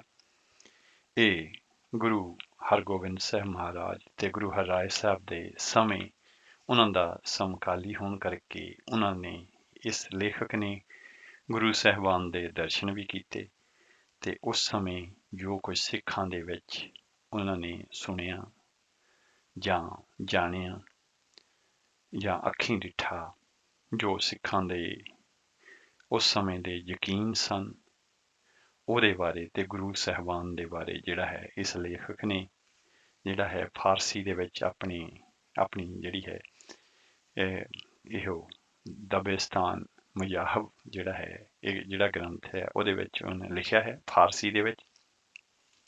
ਤੇ ਸਤਵੀਰ ਸਿੰਘ ਜੀ ਨੇ ਸਾਡੇ ਲਈ ਸੌਖੀ ਜ਼ੁਬਾਨ ਦੇ ਵਿੱਚ ਉਹਦੇ ਜਿਹੜੇ ਹੈ ਉਹਨੂੰ ਸਾਡੇ ਲਈ ਰੱਖਿਆ ਹੈ ਤੇ ਨਾਲ ਦੀ ਨਾਲ ਜਿਹੜੇ ਹੈ ਫਾਰਸੀ ਦੇ ਕੋਟ ਵੀ ਜਿਹੜੇ ਦਿੱਤੇ ਨੇ। ਤੇ ਅਸੀਂ ਜਿੱਥੇ ਤੇ ਪਹੁੰਚੇ ਸੀ ਉਹਦੇ ਵਿੱਚ ਦੱਸਿਆ ਗਿਆ ਸੀ ਕਿ ਕਿਵੇਂ ਜਿਹੜਾ ਹੈ ਆਮ ਜਨਤਾ, ਜਿਨ੍ਹਾਂ ਨੂੰ ਜੱਟ ਕਿਹਾ ਜਾਂਦਾ ਹੈ, ਜੱਟ ਤੋਂ ਭਾਵ ਉਸ ਵੇਲੇ ਸੀ ਜਿਹੜੇ ਲੋਕ ਖੇਤੀਬਾੜੀ ਕਰਦੇ ਨੇ, ਪਿੰਡਾਂ ਦੇ ਵਿੱਚ ਰਹਿੰਦੇ ਨੇ, ਉਹਨਾਂ ਤੱਕ ਪਹੁੰਚਣ ਦੇ ਲਈ ਜਿਹੜੀ ਹੈ ਸੌਖੀ ਭਾਸ਼ਾ ਦੇ ਵਿੱਚ ਜਿਹੜਾ ਹੈ ਗੁਰੂ ਸਾਹਿਬਾਨ ਨੇ, ਇਹ ਲੇਖਕ ਕਹਿੰਦਾ ਹੈ ਕਿ ਜਿਹੜਾ ਹੈ ਗੁਰੂ ਸਾਹਿਬਾਨ ਨੇ ਸਾਰਾ ਉਪਦੇਸ਼ ਦਿੱਤਾ ਤੇ ਜਿਹੜੇ ਮਸੰਦ ਸਨ ਉਹਨਾਂ ਗੁਰੂ ਸਾਹਿਬਾਨ ਦਾ ਜਿਹੜਾ ਉਪਦੇਸ਼ ਸੀ ਉਹਨਾਂ ਦੇ ਰਾਹੀਂ ਪ੍ਰਚਾਰ ਹੁੰਦਾ ਸੀ ਤੇ ਗੁਰੂ ਸਾਹਿਬ ਦੇ ਜਿਹੜੇ ਉਪਦੇਸ਼ ਸੀ ਉਹਨਾਂ ਨੂੰ ਸੁਣ ਕੇ ਜਿਹੜੇ ਆਮ ਲੋਕ ਸੀ ਉਹਨਾਂ ਨੂੰ ਮੇਲੀ ਬਣਾਇਆ ਜਾਂਦਾ ਸੀ, ਵੱਖਰੀਆਂ ਜਾਤਾਂ ਦੇ ਲੋਕਾਂ ਨੂੰ ਇਕੱਠੇ ਕਰਕੇ ਤੇ ਇਕੱਠੇ ਬੈਠ ਕੇ ਭੇਦਭਾਵ ਉਹਨਾਂ ਦਾ ਊਚ ਨੀਚ ਜਿਹੜਾ ਉਹਦਾ ਖਿਆਲ ਮੁਕਾਇਆ ਜਾਂਦਾ ਤੇ ਇੱਕ ਦੂਜੇ ਨਾਲੋਂ ਸਿੱਖਿਆ ਪ੍ਰਾਪਤ ਕੀਤੀ ਜਾਂਦੀ। ਇਸ ਤਰ੍ਹਾਂ ਸੰਗਤ ਕਰਨ ਦੇ ਨਾਲ ਅੰਦਰੋਂ ਜਾਤ ਅਭਿਮਾਨ ਨਿਕਲ ਜਾਂਦਾ ਤੇ ਉਹਨਾਂ ਨੂੰ ਗੁਰੂ ਦੇ ਨਾਲ ਜੋੜਿਆ ਜਾਂਦਾ। ਤੇ ਇਸ ਜਿਹੜਾ ਇਹ ਵਿਅਕਤੀ ਹੁੰਦਾ ਸੀ ਇਸ ਸਟੇਜ ਦਾ, ਉਹਨੂੰ ਸਹਿਲੰਗ ਕਹਿੰਦੇ ਸਨ। ਇੰਜ ਜਾਣੋ ਕਿ ਮਸੰਦਾਂ ਰਾਹੀਂ ਸਿੱਖਿਆ ਪ੍ਰਾਪਤ ਕਰਨ ਵਾਲੇ ਨੂੰ ਸ਼ਾਗਿਰਦ, ਇੱਕ ਕਿਸਮ ਦਾ ਸ਼ਾਗਿਰਦ ਪੰਜਾਬੀ ਦੇ ਵਿੱਚ ਕਹਿ ਲਓ, ਤੇ ਜਦੋਂ ਉਹ ਗੁਰੂ ਤੋਂ ਦੀਖਿਆ ਲੈਂਦਾ ਸੀ ਤਾਂ ਉਹ ਸਿੱਖ ਮੁਰੀਦ ਕਹਿਲਾਉਂਦਾ ਸੀ। ਤੇ ਦੁਨਿਆਵੀ ਉਸਤਾਦਾਂ ਤੇ ਗੁਰੂ ਦਾ ਫਰਕ ਇੱਕ ਸੁੰਦਰ ਢੰਗ ਦੇ ਨਾਲ ਦਰਸਾ ਦਿੱਤਾ ਗਿਆ ਹੈ। ਇੱਥੇ ਨਾਲ ਹੀ ਦੱਸਿਆ ਗਿਆ ਹੈ ਕਿ ਪਹਿਲਾ ਮੇਲ ਕਰਨਾ ਜ਼ਰੂਰੀ ਹੈ ਤਾਂ ਕਿ ਜਾਤ ਅਭਿਮਾਨ ਜੜੋਂ ਪੁੱਟਿਆ ਜਾਵੇ। ਜਾਤ ਅਭਿਮਾਨ ਮੂਲੋਂ ਨਹੀਂ ਰਹਿੰਦਾ, ਗੁਰੂ ਦੀ ਸਿੱਖਿਆ ਪ੍ਰਾਪਤ ਕਰਨ ਯੋਗਾ ਫਿਰ ਬਣਦਾ ਹੈ। ਐਸਿਆਂ ਹਰ ਪ੍ਰਕਾਰ ਤੋਂ ਪਾਕ ਤੇ ਉੱਚੇ ਹੋਇਆਂ ਦੀ ਸਤ ਸੰਗਤ ਬਣਦੀ ਹੈ, ਜਿੱਥੇ ਕੋਈ ਦੂਜਾ ਖਿਆਲ ਨੇੜੇ ਤੱਕ ਨਹੀਂ ਆਉਂਦਾ, ਇੱਕੋ ਨਾਮ ਹੀ ਵਖਾਣਿਆ ਜਾਂਦਾ ਹੈ। ਇਹ ਸਤ ਸੰਗਤ ਨੇ ਪਿੱਛੋਂ ਜਾ ਕੇ ਖਾਲਸੇ ਦਾ ਰੂਪ ਧਾਰਿਆ। ਠੀਕ ਸ਼ਬਦ ਜਿਹੜੇ ਉਸ ਲੇਖਕ ਨੇ ਦਿੱਤੇ ਨੇ ਆਪਣੇ ਗ੍ਰੰਥ ਦੇ ਵਿੱਚ ਉਹ ਹਨ: ਮੂੰਹੀ ਮਸੰਦਾ ਗੁਰੂ ਆ ਅਕਸਰੇ, ਜਦ ਅੰਧ ਬ੍ਰਾਹਮਣ ਵਾ ਖੱਤਰੀ ਮੇਲੀ ਵਾ ਸਹਲੰਗ ਜਾਨੀ ਸ਼ਾਗਿਰਦ ਵਾ ਮੁਰੀਦ ਗੁਰੂ ਵਾ ਤਬਸਤ ਮਸੰਦ ਵਾ ਮਨਯੂਰ ਸ਼ਾਗਿਰਦੀ ਵਾ ਮੁਰੀਦੀ ਗੁਰੂ ਅਸਤ। ਇੱਥੇ ਚੇਤੇ ਰਵੇ ਕਿ ਅਫਗਾਨ ਬਾਦਸ਼ਾਹ ਵੇਲੇ ਉਮਰਾਵਾਂ ਨੂੰ ਮਸਨਦੇ ਆਲੀ, ਉੱਚੇ ਮਰਾਤਬੇ ਵਾਲਾ ਕਹਿ ਕੇ ਸੰਬੋਧਨ ਕੀਤਾ ਜਾਂਦਾ ਸੀ। ਲਗਾਤਾਰ ਵਰਤੋਂ ਵਿੱਚ ਆਉਣ ਕਾਰਨ ਇਹ ਸ਼ਬਦ ਮਸੰਦ ਬਣ ਗਿਆ ਤੇ ਸਿੱਖ ਕਿਉਂਕਿ ਗੁਰੂ ਨੂੰ ਸੱਚਾ ਪਾਤਸ਼ਾਹ ਜਾਣੀ ਕਿ ਬਾਦਸ਼ਾਹ ਹਕੀਕੀ ਕਹਿੰਦੇ ਹਨ, ਜੋ ਇਹਨਾਂ ਨੂੰ ਥਾਪ ਕੇ ਗੁਰੂ ਜੀ ਪ੍ਰਚਾਰ ਹਿੱਤ ਭੇਜਦੇ ਸਨ, ਉਹਨਾਂ ਨੂੰ ਮਸੰਦ ਕਹਿਣ ਲੱਗ ਪਏ। ਕਮਾਸ਼ਤਾ ਈਸ਼ਾ ਰਾ ਮਸੰਦ ਕੀ ਗੋਇੰਦ, ਇਹ ਲਿਖਿਆ ਉਹਨਾਂ ਨੇ। ਮਸੰਦ ਆਪਣੇ ਆਪ ਨੂੰ ਰਾਮਦਾਸ ਭਾਵ ਕੇ ਵਾਹਿਗੁਰੂ ਦੇ, ਰਾਮ ਤੋਂ ਮਤਲਬ ਪਰਮਾਤਮਾ, ਦਾਸ ਉਹਦੇ ਦਾਸ, ਵਾਹਿਗੁਰੂ ਦੇ ਸੇਵਕ ਜਨ ਹੀ ਕਹਿੰਦੇ ਸਨ। ਮਸੰਦ ਜਿਹੜੇ ਸਨ, ਗੁਰੂ ਅਰਜਨ ਦੇਵ ਜੀ ਤੋਂ ਪਹਿਲਾਂ ਕੋਈ ਸੱਜਣ ਭੇਟਾ ਇਕੱਠੀ ਕਰਕੇ ਕਿਧਰੇ ਨਹੀਂ ਸੀ ਜਾਂਦਾ, ਇਕੱਠੀ ਕਰਨ ਲਈ ਕਿਧਰੇ ਨਹੀਂ ਸੀ ਜਾਂਦਾ। ਸਿੱਖ ਆਪ ਹੀ ਆ ਕੇ ਆਪਣੇ ਹੱਥੀਂ ਗੁਰੂ ਅੱਗੇ ਭੇਟਾ ਰੱਖਦੇ। ਜਦ ਸਿੱਖਾਂ ਦੀ ਗਿਣਤੀ ਵੱਧਦੀ ਗਈ ਤਾਂ ਗੁਰੂ ਅਰਜਨ ਦੇਵ ਜੀ ਮਹਾਰਾਜ ਨੇ ਜ਼ਰੂਰੀ ਜਾਣਿਆ ਕਿ ਹਰ ਇੱਕ ਨਗਰ ਦੇ ਵਿੱਚ ਇੱਕ ਸਿੱਖ ਦੀ ਨਿਯੁਕਤੀ ਕੀਤੀ ਜਾਵੇ ਜੋ ਭੇਟਾ ਉਗਰਾ ਕੇ ਗੁਰੂ ਤੱਕ ਪਹੁੰਚਾਵੇ। ਇਹ ਮਸੰਦ ਬੜੇ ਉੱਚੇ ਕਿਰਦਾਰ ਦੇ ਮਾਲਕ ਹੁੰਦੇ ਸਨ। ਇਹਨਾਂ ਦੇ ਪ੍ਰਚਾਰ ਤੇ ਕਰਨੀ ਸਦਕਾ ਅਨੇਕਾਂ ਲੋਕਾਂ ਨੇ ਸਿੱਖੀ ਧਾਰਨ ਕੀਤੀ। ਮਸੰਦ ਅੱਗੋਂ ਆਪਣੇ ਨਾਇਬ ਵੀ ਮੁਕਰਰ ਕਰਦੇ ਸਨ ਤਾਂ ਕਿ ਹਰ ਥਾਂ ਤੇ ਪਹਿਲਾਂ ਮਹਿਲ ਭਾਵ ਕੇ ਪਰਗਣੇ ਦੇ ਵਿੱਚ ਮੇਲੀ ਬਣ ਤੇ ਫਿਰ ਮਸੰਦਾਂ ਰਾਹੀਂ ਗੁਰੂ ਪਾਸ ਜਾ ਕੇ ਗੁਰੂ ਦੇ ਸਿੱਖ ਬਣ। ਜਗਤ ਤਿਆਗ ਉਦਾਸੀ ਹੋਣ ਨੂੰ ਸਿੱਖ ਚੰਗਾ ਨਹੀਂ ਸਮਝਦੇ ਸਨ। ਤਾਰਿਕ ਦੁਨੀਆ ਸਤੋਧ ਹੈ ਕੇਸ਼ ਨ ਬੂੰਦ। ਇਹੀ ਕਾਰਨ ਹੈ ਕਿ ਸਿੱਖ ਕਿਰਤੀ ਹਨ, ਕਈ ਵਾਹਕ ਹਨ, ਕਈ ਤਿਜਾਰਤ ਕਰਦੇ ਨੇ ਤੇ ਬਾਹਲੇ ਨੌਕਰੀ ਕਰਦੇ ਨੇ। ਹਰ ਸਾਲ ਆਪਣੀ ਕਮਾਈ ਦਾ ਕੁਝ ਹਿੱਸਾ ਮਸੰਦਾਂ ਰਾਹੀਂ ਗੁਰੂ ਦੇ ਪਾਸ ਭੇਟਾਂ ਵਜੋਂ ਭੇਜਦੇ। ਮਸੰਦ ਇਸ ਰੁਪਏ ਨੂੰ ਹੱਥ ਤੱਕ ਨਹੀਂ ਸਨ ਲਗਾਉਂਦੇ। ਮਸੰਦ ਆਨਾਰੇ ਦਸਤ ਨਕੰਦ। ਹਾਂ, ਜੇ ਕਿਸੇ ਮਸੰਦ ਦੀ ਕਮਾਈ ਦਾ ਆਪਣਾ ਕੋਈ ਵਸੀਲਾ ਨਾ ਹੋਵੇ ਤਾਂ ਉਹ ਗੁਰੂ ਜੀ ਦੀ ਆਗਿਆ ਦੇ ਨਾਲ ਆਪਣੇ ਨਿਰਵਾਹ ਲਈ ਕੁਝ ਰੱਖ ਲੈਂਦੇ ਸਨ। ਪਰ ਜਿਨ੍ਹਾਂ ਦਾ ਆਪਣਾ ਕਾਰੋਬਾਰ ਜਾਂ ਕਿਰਤ ਹੈ ਉਹ ਆਪਣੇ ਹੱਥ ਭੇਟਾ ਦੀ ਰਕਮ ਦੇ ਨਾਲ ਪਲੀਤ ਨਹੀਂ ਸੀ ਲਵੇੜਦੇ, ਪਲੀਤਕਾਰ ਨਹੀਂ ਸੀ ਲਵੇੜਦੇ। ਜੋ ਵੀ ਉਗਰਾਇਆ ਜਾਂਦਾ ਮਸੰਦ ਜਾ ਕੇ ਨਿਮਰਤਾ ਸਹਿਤ ਗੁਰੂ ਚਰਨਾਂ ਤੇ ਭੇਟ ਕਰ ਦਿੰਦੇ। ਵਿਸਾਖੀ ਵਾਲੇ ਦਿਨ ਮਸੰਦ ਗੁਰੂ ਦਰਬਾਰ ਆ ਕੇ ਇਕੱਠੇ ਹੁੰਦੇ ਸਨ। ਜੋ ਵੀ ਮੇਲੀ ਗੁਰੂ ਦਰਬਾਰ ਦਰਸ਼ਨਾਂ ਦੀ ਚਾਹ ਪ੍ਰਗਟ ਕਰਦਾ ਹੈ ਮਸੰਦ ਨਾਲ ਲੈ ਕੇ ਆਉਂਦੇ ਹਨ। ਜਦ ਮਸੰਦ ਗੁਰੂ ਜੀ ਤੋਂ ਵਿਦਾਇਗੀ ਲੈਂਦੇ ਹਨ ਤਾਂ ਇਹਨਾਂ ਨੂੰ ਦਸਤਾਰ ਦੇ ਰੂਪ ਦੇ ਵਿੱਚ ਬਖਸ਼ਿਸ਼ ਕੀਤੀ ਜਾਂਦੀ ਹੈ। ਦਰ ਹੰਗਾਮੇ ਰੁਖਸਤ ਹਰ ਕਾਦਾਮੇ ਅੱਜ ਮਸੰਦਾ ਹਾ ਗੁਰੂ ਦਸਤਾਰ ਏ ਅਨਾਇਤ ਕੁਨੰਦ। ਜਦ ਜਹਾਂਗੀਰ ਨੇ ਗੁਰੂ ਅਰਜਨ ਮਲ ਜੀ ਨੂੰ ਇਸ ਲਈ ਗ੍ਰਿਫਤਾਰ ਤੇ ਜੁਰਮਾਨਾ ਕੀਤਾ ਕਿ ਉਹਨਾਂ ਦੇ ਬਾਗੀ ਪੁੱਤਰ ਖੁਸਰੋ ਨੂੰ ਸ਼ੁਭ ਅਸੀਸ ਕਿਉਂ ਦਿੱਤੀ ਸੀ ਤਾਂ ਭਾਰੀ ਰਕਮ ਮੰਗੀ, ਪਰ ਗੁਰੂ ਜੀ ਦੇਣ ਯੋਗ ਨਹੀਂ ਸਨ। ਇਸ ਕਰਕੇ ਉਹਨਾਂ ਨੂੰ ਲਾਹੌਰੋਂ ਰਾਵੀ ਦੇ ਬਰੇਤੇ ਤੇ ਸੁੱਟਿਆ। ਦਰ ਰਾਗੇ ਰੇਗਾਸਤਾਨੀ ਲਾਹੌਰ ਦਾਸਤੰਦ। ਸੂਰਜ ਦੀ ਤਪਸ਼, ਭਖਦੀ ਗਰਮੀ ਤੇ ਡੰਨ ਵਸੂਲਣ ਵਾਲਿਆਂ ਨੇ ਤਸੀਹਿਆਂ ਕਰਕੇ ਗੁਰੂ ਜੀ ਸ਼ਹੀਦ ਹੋ ਗਏ।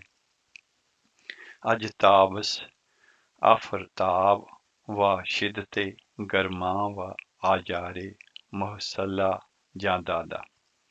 ਇਹ ਭਾਣਾ ਸਫਰ 2 ਹਿਜਰੀ 1015 ਜੇਠ ਸੁਦੀ ਚੌਥ ਬਿਕਰਮੀ 1663 ਹਾੜ ਦੀ ਦੂਜ ਨੂੰ ਤੇ ਮਈ 30 1606 ਨੂੰ ਵਰਤਿਆ। ਇੱਥੇ ਕੁੱਥਾ ਨਹੀਂ ਹੋਵੇਗਾ ਜੇ ਜਹਾਂਗੀਰ ਦੀ ਆਪਣੀ ਲਿਖਤ ਵੀ ਦੇ ਦਿੱਤੀ ਜਾਵੇ, ਕਿਉਂਕਿ ਉਸ ਨੇ ਜੁਰਮਾਨਾ ਕਰਨ ਤੇ ਵਸੂਲਣ ਦੀ ਕੋਈ ਬਾਤ ਨਹੀਂ ਲਿਖੀ। ਉਸ ਦੀ ਨਜ਼ਰ ਵਿੱਚ ਬਸ ਇੱਕੋ ਗੁਨਾਹ ਸੀ ਜੋ ਗੁਰੂ ਜੀ ਨੇ ਕੀਤਾ ਕਿ ਵੱਖ-ਵੱਖ ਧਰਮਾਂ ਦੇ ਲੋਕਾਂ ਨੂੰ, ਖਾਸ ਕਰਕੇ ਮੁਸਲਮਾਨ, ਉਸ ਦੀ ਅਕੀਦਤ ਕਿਉਂ ਲਿਆ ਰਹੇ ਹਨ। ਖੁਸਰੋ ਦੀ ਬਗਾਵਤ ਤਾਂ ਇੱਕ ਬਹਾਨਾ ਸੀ ਜੋ ਉਸ ਦੇ ਹੱਥ ਆ ਗਿਆ। ਇਹ ਉਹ ਹੀ ਲੰਗਰ ਸੀ ਜਿਸ ਵਿੱਚ ਬੈਠ ਜਹਾਂਗੀਰ ਦਾ ਪਿਓ ਅਕਬਰ ਪ੍ਰਸ਼ਾਦ ਛਕ ਗਿਆ ਸੀ ਤੇ ਜੇ ਪੁੱਤਰ ਨੇ ਲੰਗਰ ਪਾਇਆ ਸੀ ਤਾਂ ਇਤਨੀ ਤੜਫਣਾ ਕਿਉਂ ਸੀ। ਸੋ ਜਹਾਂਗੀਰ ਦਾ ਪੁੱਤਰ ਜਿਹੜਾ ਸੀਗਾ ਖੁਸਰੋ, ਜਿਹਨੇ ਬਗਾਵਤ ਕਰ ਦਿੱਤੀ ਸੀਗੀ, ਉਹ ਵੀ ਗੁਰੂ ਦੇ ਲੰਗਰ ਦੇ ਵਿੱਚ ਹੀ ਆਇਆ ਸੀ ਤੇ ਗੁਰੂ ਦਾ ਜਿਹੜਾ ਬਾਦਸ਼ਾਹ ਦਾ ਪਿਓ ਸੀਗਾ ਉਹ ਵੀ ਗੁਰੂ ਦੇ ਲੰਗਰ ਦੇ ਵਿੱਚ ਹੀ ਆਇਆ ਸੀ। ਤੇ ਲਿਖਾਰੀ ਕਹਿੰਦਾ ਵੀ ਕਿ ਕੀ ਫਰਕ ਸੀ ਜੇ ਜਹਾਂਗੀਰ ਦਾ ਪਿਓ ਜਿਹੜਾ ਅਕਬਰ ਆ ਉਹ ਪ੍ਰਸ਼ਾਦ ਛਕ ਸਕਦਾ ਸੀ, ਉੱਥੇ ਜਾ ਸਕਦਾ ਸੀ, ਤੇ ਉਹਦਾ ਪੁੱਤਰ ਵੀ ਛਕ ਗਿਆ ਤੇ ਗੁਰੂ ਨੇ ਉਹਨੂੰ ਆਸ਼ੀਰਵਾਦ ਦੇ ਦਿੱਤਾ, ਤੇ ਕੀ ਫਰਕ ਪੈ ਗਿਆ ਸੀ। ਜਹਾਂਗੀਰ ਲਿਖਦਾ ਹੈ, ਦਰਿਆ ਬਿਆਸੇ ਕੰਢੇ ਗੋਇੰਦਵਾਲ ਵਿੱਚ ਅਰਜਨ ਨਾਮ ਦਾ ਇੱਕ ਹਿੰਦੂ ਪੀਰ ਤੇ ਸ਼ੇਖ ਦੇ ਬੇਸ ਵਿੱਚ ਰਹਿੰਦਾ ਸੀ। ਇੱਥੋਂ ਤੱਕ ਕਿ ਭੋਲੇ ਭਾਲੇ ਹਿੰਦੂ ਹੀ ਨਹੀਂ ਸਗੋਂ ਅਣਜਾਣ ਤੇ ਕਮ ਅਕਲ ਮੁਸਲਮਾਨ ਵੀ ਉਸ ਦੀ ਰਹਿਣੀ ਬਹਿਣੀ ਕਾਰਨ ਖਿੱਚੇ ਤੁਰੇ ਆ ਰਹੇ ਸਨ। ਇਸ ਤਰ੍ਹਾਂ ਉਸਦੇ ਪੀਰ ਬਲੀ ਹੋਣ ਦਾ ਢੰਡੋਰਾ ਚਾਰੇ ਪਾਸੇ ਪਿਟਿਆ ਜਾ ਰਿਹਾ ਸੀ। ਲੋਕੀ ਉਸਨੂੰ ਗੁਰੂ ਕਹਿ ਕੇ ਪੁਕਾਰਦੇ ਸਨ। ਹਰ ਪਾਸਿਓਂ ਚਾਰੋਂ ਤਰਫਾਂ ਤੋਂ ਮੂਰਖ ਤੇ ਅਹਿਮਕ ਸ਼ਰਧਾਵਾਨ ਉਸ ਵੱਲ ਖਿੱਚੇ ਤੁਰੇ ਆ ਰਹੇ ਸਨ ਤੇ ਮੁਕੰਮਲ ਸ਼ਰਧਾ ਉਸ ਤੇ ਪ੍ਰਗਟਾਉਂਦੇ ਸਨ। 3-4 ਪੀੜ੍ਹੀਆਂ ਤੋਂ ਇਹ ਦੁਕਾਨ ਖੂਬ ਗਰਮ ਸੀ। ਕਈ ਸਾਲਾਂ ਤੋਂ ਮੈਨੂੰ ਇਸ ਖਿਆਲ ਨੇ ਘੇਰਿਆ ਹੋਇਆ ਸੀ ਕਿ ਇਸ ਝੂਠ ਦੀ ਦੁਕਾਨ, ਜਿਹਨੂੰ ਕਿ ਉਹ ਦੁਕਾਨੇ ਬਾਤਲ ਕਹਿੰਦਾ ਆ, ਨੂੰ ਜਾਂ ਤਾਂ ਬੰਦ ਕਰ ਦੇਣਾ ਚਾਹੀਦਾ ਹੈ ਜਾਂ ਇਸ ਨੂੰ ਇਸਲਾਮ ਦੇ ਦਾਇਰੇ ਵਿੱਚ ਲੈ ਆਉਣਾ ਚਾਹੀਦਾ ਹੈ। ਅੰਤ ਗੱਲ ਇਉਂ ਬਣੀ, ਜਦ ਉਹਨਾਂ ਦਿਨਾਂ ਦੇ ਵਿੱਚ ਖੁਸਰੋ ਇੱਥੋਂ ਲੰਘਿਆ ਤਾਂ ਇਸ ਮਰਦੜੇ ਨੇ ਉਸ ਨੂੰ ਮਿਲਣ ਦੀ ਧਾਰੀ, ਜਿੱਥੇ ਉਸ ਭਾਵ ਕੇ ਗੁਰੂ ਜੀ ਦਾ ਟਿਕਾਣਾ ਸੀ। ਕੁਦਰਤੀ ਖੁਸਰੋ ਉੱਥੇ ਆਣ ਉਤਰਿਆ। ਉਹ ਭਾਵ ਕੇ ਗੁਰੂ ਅਰਜਨ ਦੇਵ ਜੀ ਆ ਕੇ ਖੁਸਰੋ ਨੂੰ ਮਿਲਿਆ ਤੇ ਕਈ ਨਹੱਕੀ ਗੱਲਾਂ ਉਸਦੇ ਕੰਨੀ ਪਾਈਆਂ ਤੇ ਮੱਥੇ ਟਿੱਕਾ ਲਗਾਇਆ, ਜਿਸ ਨੂੰ ਹਿੰਦੂ ਕਸ਼ਕ ਭਾਵ ਕੇ ਤਿਲਕ ਕਹਿੰਦੇ ਹਨ ਤੇ ਸ਼ੁਭ ਸ਼ਗਨ ਗਿਣਦੇ ਨੇ।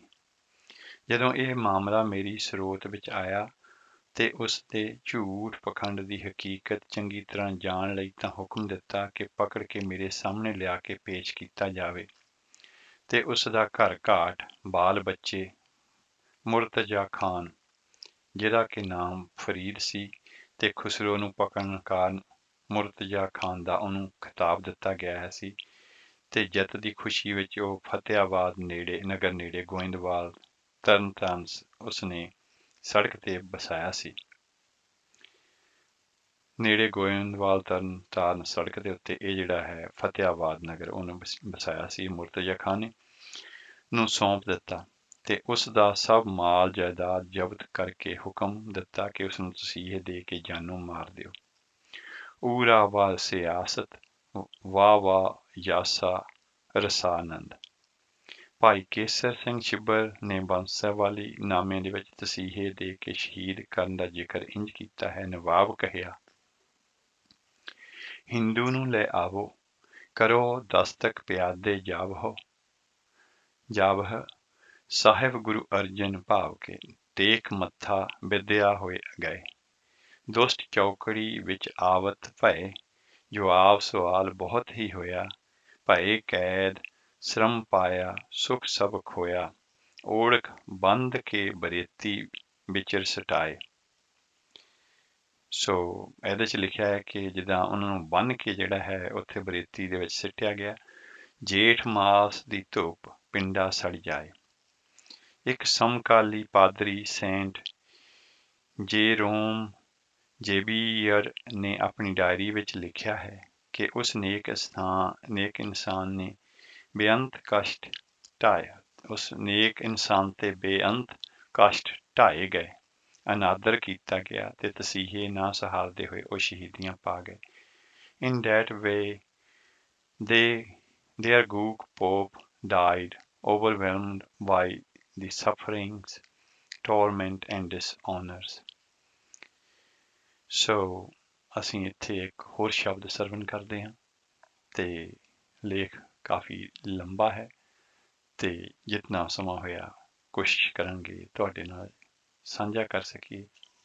ਅਗਰ ਨਹੀਂ ਤੇ ਇੱਕ ਹੋਰ ਸ਼ਬਦ ਸਰਵਣ ਕਰਾਂਗੇ। ਤੋਹੀ ਮੋਹੀ ਮੋਹੀ ਤੋਹੀ ਅੰਤਰ ਕੈਸਾ ਅੰਤਰ ਕੈਸਾ ਤੋਹੀ ਮੋਹੀ ਮੋਹੀ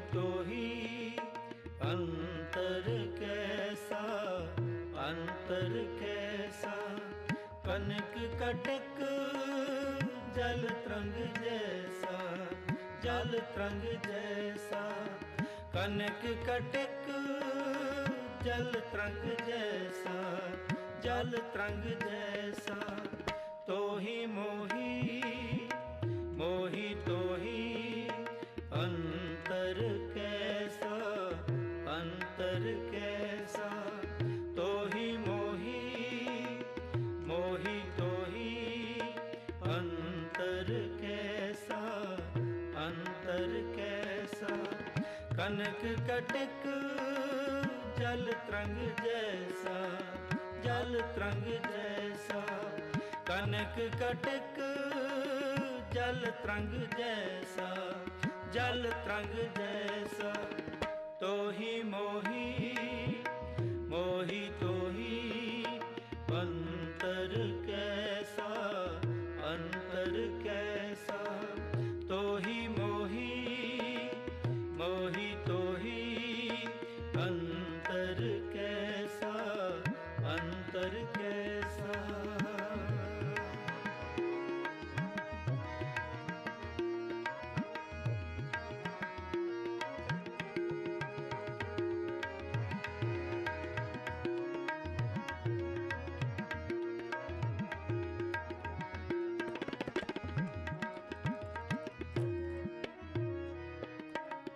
जो पै हम ना पाप करंता आहे अनंता।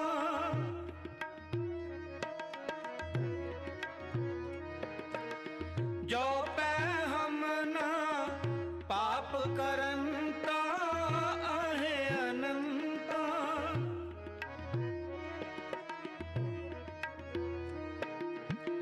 पतित पावन नाम कैसे हुंता, कैसे हुंता।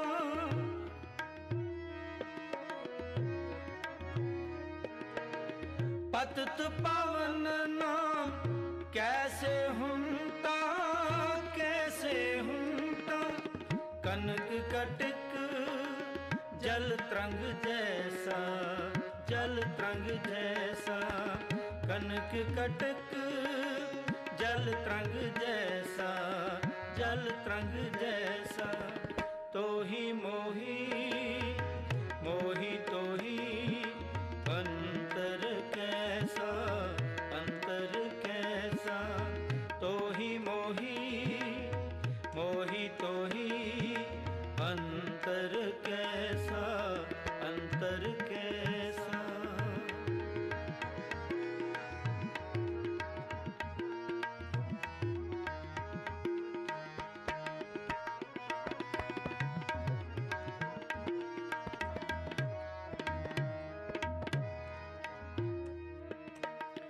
तुम जो नायक आछो अंतर्जामी।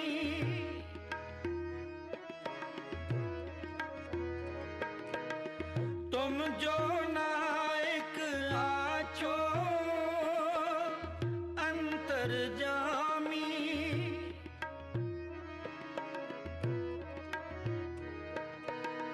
प्रभ ते जन जानी जय, जन थे स्वामी।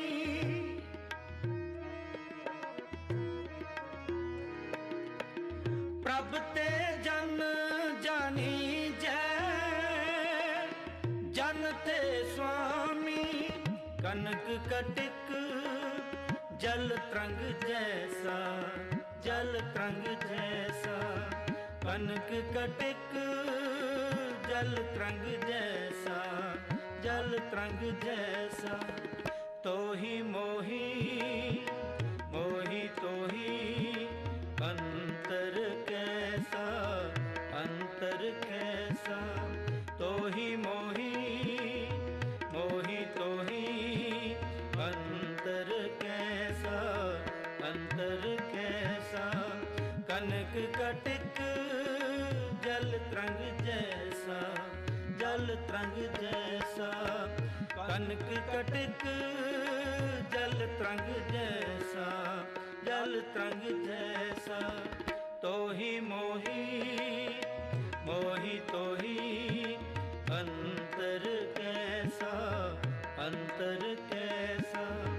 तोहि मोहि, मोहि तोहि अंतर कैसा, अंतर कैसा।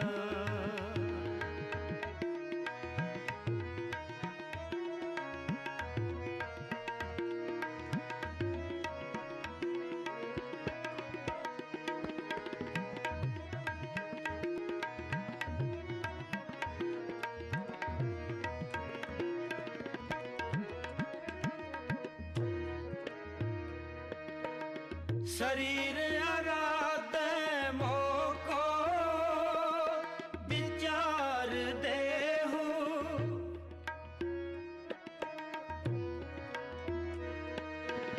शरीर आराधे मोको विचार देहु।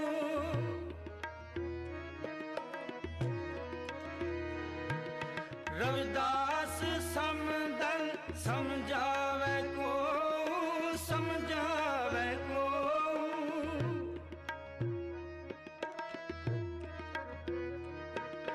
रविदास समदल समझावे को, समझावे को।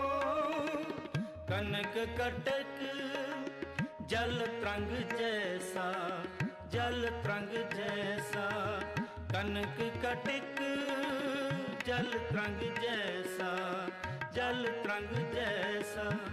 तोहि मोहि, मोहि तोहि अंतर कैसा, अंतर कैसा।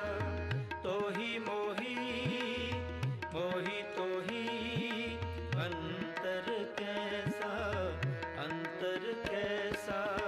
कनक कटक जल तरंग जैसा, जल तरंग जैसा। कनक कटक जल तरंग जैसा, जल तरंग जैसा। तोहि मोहि, मोहि तोहि अंतर कैसा, अंतर कैसा। तोहि मोहि, मोहि तोहि अंतर कैसा, अंतर कैसा, अंतर कैसा। वाहिगुरु। ਹਾਂਜੀ, ਇਹ ਆਵਾਜ਼ ਸੀ ਭਾਈ ਹਰਜਿੰਦਰ ਸਿੰਘ ਜੀ ਸ੍ਰੀਨਗਰ ਵਾਲਿਆਂ ਦੀ। ਤੇ ਅਸੀਂ ਇਸ ਤੋਂ ਪਹਿਲਾਂ ਜਿਹੜਾ ਹੈ ਅੱਜ ਦੇ ਪ੍ਰੋਗਰਾਮ ਦੇ ਵਿੱਚ ਦਬਿਸਤਾਨ ਮਜ਼ਾਹਬ ਨਾਨਕ ਪੰਥੀਆਂ ਦੇ ਵਿੱਚੋਂ ਜਿਹੜੀ ਸਰਲ ਭਾਸ਼ਾ ਦੇ ਵਿੱਚ ਜਿਹੜੇ ਸਤਵੀਰ ਸਿੰਘ ਜੀ ਨੇ ਕਥਾ ਪ੍ਰਾਤਨ ਇਉਂ ਸੁਣੀ ਦੇ ਵਿੱਚ ਲਿਖਿਆ ਹੈ, ਉਹ ਆਪ ਜੀ ਦੇ ਨਾਲ ਸਾਂਝਾ ਕੀਤਾ ਹੈ। ਇੱਥੇ ਦੱਸ ਦਈਏ ਕਿ ਜਿਹੜਾ ਦਬਿਸਤਾਨ ਮਜ਼ਾਹਬ, ਇਹਦਾ ਲੇਖਕ ਜਿਹੜਾ ਹੋਇਆ ਮੁਹਸਨ ਫਾਨੀ, ਉਹ ਗੁਰੂ ਹਰਗੋਬਿੰਦ ਸਾਹਿਬ ਮਹਾਰਾਜ ਤੇ ਗੁਰੂ ਹਰਰਾਏ ਸਾਹਿਬ ਦੇ ਸਮੇਂ ਹੋਇਆ ਹੈ। ਤੇ ਉਸਨੇ ਜੋ ਕੁਝ ਉੱਥੇ ਦੇਖਿਆ, ਜੋ ਉਸ ਦਾ ਪ੍ਰਭਾਵ ਬਣਿਆ, ਸਿੱਖਾਂ ਬਾਰੇ ਜੋ ਵੀ ਉਸਨੇ ਜਾਣਿਆ, ਉਹ ਲਿਖਿਆ ਹੈ, ਜਿਹਦੇ ਵਿੱਚ ਗੁਰੂ ਅਰਜਨ ਦੇਵ ਜੀ ਮਹਾਰਾਜ ਤੱਕ ਦੀ ਸ਼ਹੀਦੀ ਦਾ ਜਿਹੜਾ ਹੈ ਜੋ ਕੁਛ ਉਸਨੇ ਲਿਖਿਆ ਹੈ, ਉਹਦਾ ਸੰਖੇਪ ਰੂਪ ਦੇ ਵਿੱਚ ਲੇਖਕ ਸਤਵੀਰ ਸਿੰਘ ਜੀ ਨੇ ਸਾਡੇ ਨਾਲ ਇੱਥੇ ਇਸ ਕਿਤਾਬ ਦੇ ਵਿੱਚ ਸਾਂਝਾ ਕੀਤਾ ਹੈ। ਤੇ ਨਾਲ ਦੀ ਨਾਲ ਉਸ ਦੀ ਫਾਰਸੀ ਦੇ ਵਿੱਚ ਜੋ ਲਿਖਿਆ ਹੈ ਉਹਦੇ ਕੁਝ ਕੋਟ ਵੀ ਦਿੱਤੇ ਨੇ, ਭਾਵੇਂ ਕਿ ਕੋਟ ਜਿਹੜੇ ਨੇ ਸ਼ਾਇਦ ਸਾਡੇ ਸਮਝ ਵਿੱਚ ਨਾ ਆਉਣ, ਪਰ ਫਿਰ ਵੀ ਉਹਨਾਂ ਤੋਂ ਪ੍ਰਤੀਤ ਹੁੰਦਾ ਹੈ ਕਿ ਜੋ ਲੇਖਕ ਨੇ ਸਾਨੂੰ ਦੱਸਿਆ ਹੈ ਉਹਦੇ ਆਧਾਰ ਦੇ ਉੱਤੇ ਸਾਨੂੰ ਦੱਸਿਆ ਹੈ। ਤੇ ਉਸ ਨੇ ਦੱਸਿਆ ਕਿ ਕਿਵੇਂ ਗੁਰੂ ਨਾਨਕ ਸਾਹਿਬ ਮਹਾਰਾਜ ਤੇ ਗੁਰਸਿੱਖ ਗੁਰੂਆਂ ਨੂੰ ਸਿੱਖ ਜਿਹੜਾ ਹੈ ਉਹ ਉਸ ਪਰਮਾਤਮਾ ਹੀ ਮੰਨਦੇ ਨੇ। ਇੱਥੋਂ ਤੱਕ ਸ਼ਰਧਾ ਹੈ ਸਿੱਖਾਂ ਦੇ ਵਿੱਚ। ਤੇ ਸਾਨੂੰ ਇਹ ਵੀ ਦੱਸਿਆ ਕਿ ਕਿਸ ਤਰ੍ਹਾਂ ਗੁਰੂ ਅਰਜਨ ਦੇਵ ਜੀ ਮਹਾਰਾਜ ਦੀ ਸ਼ਹੀਦੀ ਹੋਈ। ਤੇ ਕਈ ਵਾਰ ਜਿਹੜਾ ਹੈ ਸਤਿਕਾਰ ਵਜੋਂ ਕਹਿ ਲਈਏ ਜਾਂ ਇੱਕ ਸਿੱਖ ਦੇ ਲਈ ਬਹੁਤ ਮੁਸ਼ਕਲ ਹੈ ਕਿ ਕਿਸੇ ਤਰ੍ਹਾਂ ਦੀ ਜਿਹੜਾ ਹੈ ਗੁਰੂ ਸਾਹਿਬਾਨ ਦੇ ਸੰਬੰਧ ਦੇ ਵਿੱਚ ਜਿਹੜੇ ਅਪਸ਼ਬਦ ਕਿਸੇ ਨੇ ਲਿਖੇ ਨੇ ਉਹ ਮੂੰਹੋਂ ਬੋਲਣੇ। ਤੇ ਜਿਹੜਾ ਇਤਿਹਾਸ ਹੈ ਉਹਦੇ ਵਿੱਚ ਕਈ ਵਾਰੀ ਉਸ ਚੀਜ਼ ਨੂੰ ਅਸੀਂ ਡਿਲਿਊਟ ਵੀ ਕਰ ਦਿੰਦੇ ਹਾਂ।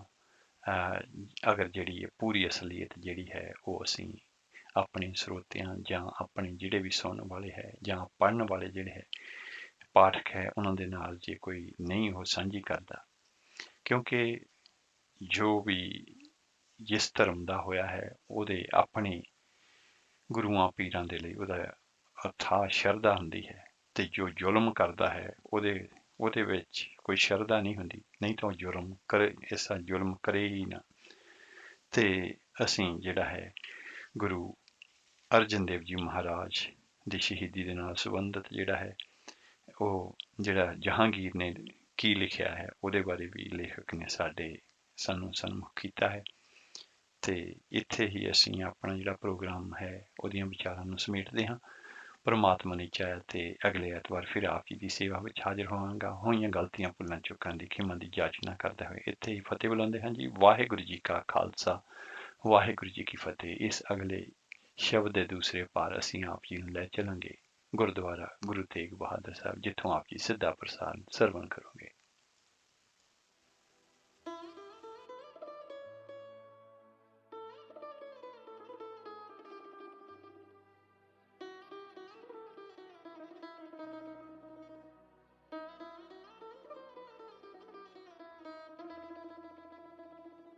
मन वेदया दयाल सेती मेरी माई,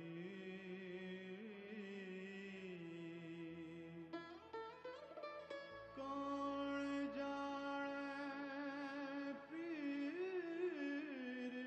पराई, हम नहीं चिंत पराई।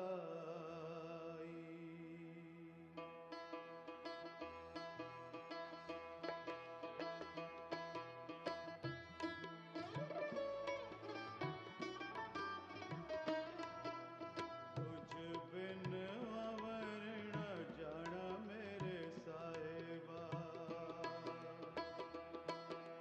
तुझ बिन अवर न जाना मेरे साहिबा, गुण गवानित तेरे जी, गुण गवानित तेरे, गुण गवानित तेरे, सिख मत सब बुध तुम्हारी, सिख मत सब बुध तुम्हारी, मंदर छावा तेरे, मंदर छावा तेरे, मंदर छावा तेरे, तुझ बिन अवर न जाना मेरे साहिबा।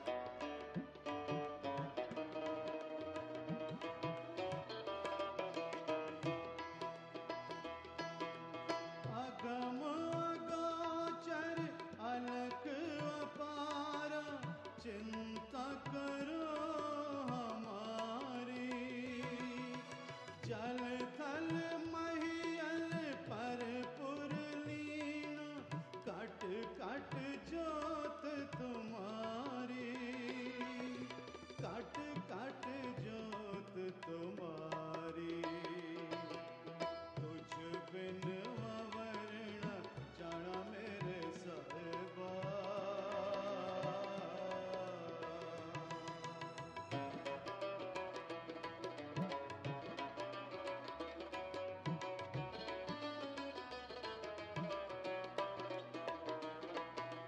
जी जत सब शरण तुम्हारी, सर्ब चित तुध पासे, जो तुध पावै सोई चंगा, एक नानक की अरदासे, एक नानक की अरदासे। तुझ बिन अवर न जाना मेरे साहिबा, तुझ बिन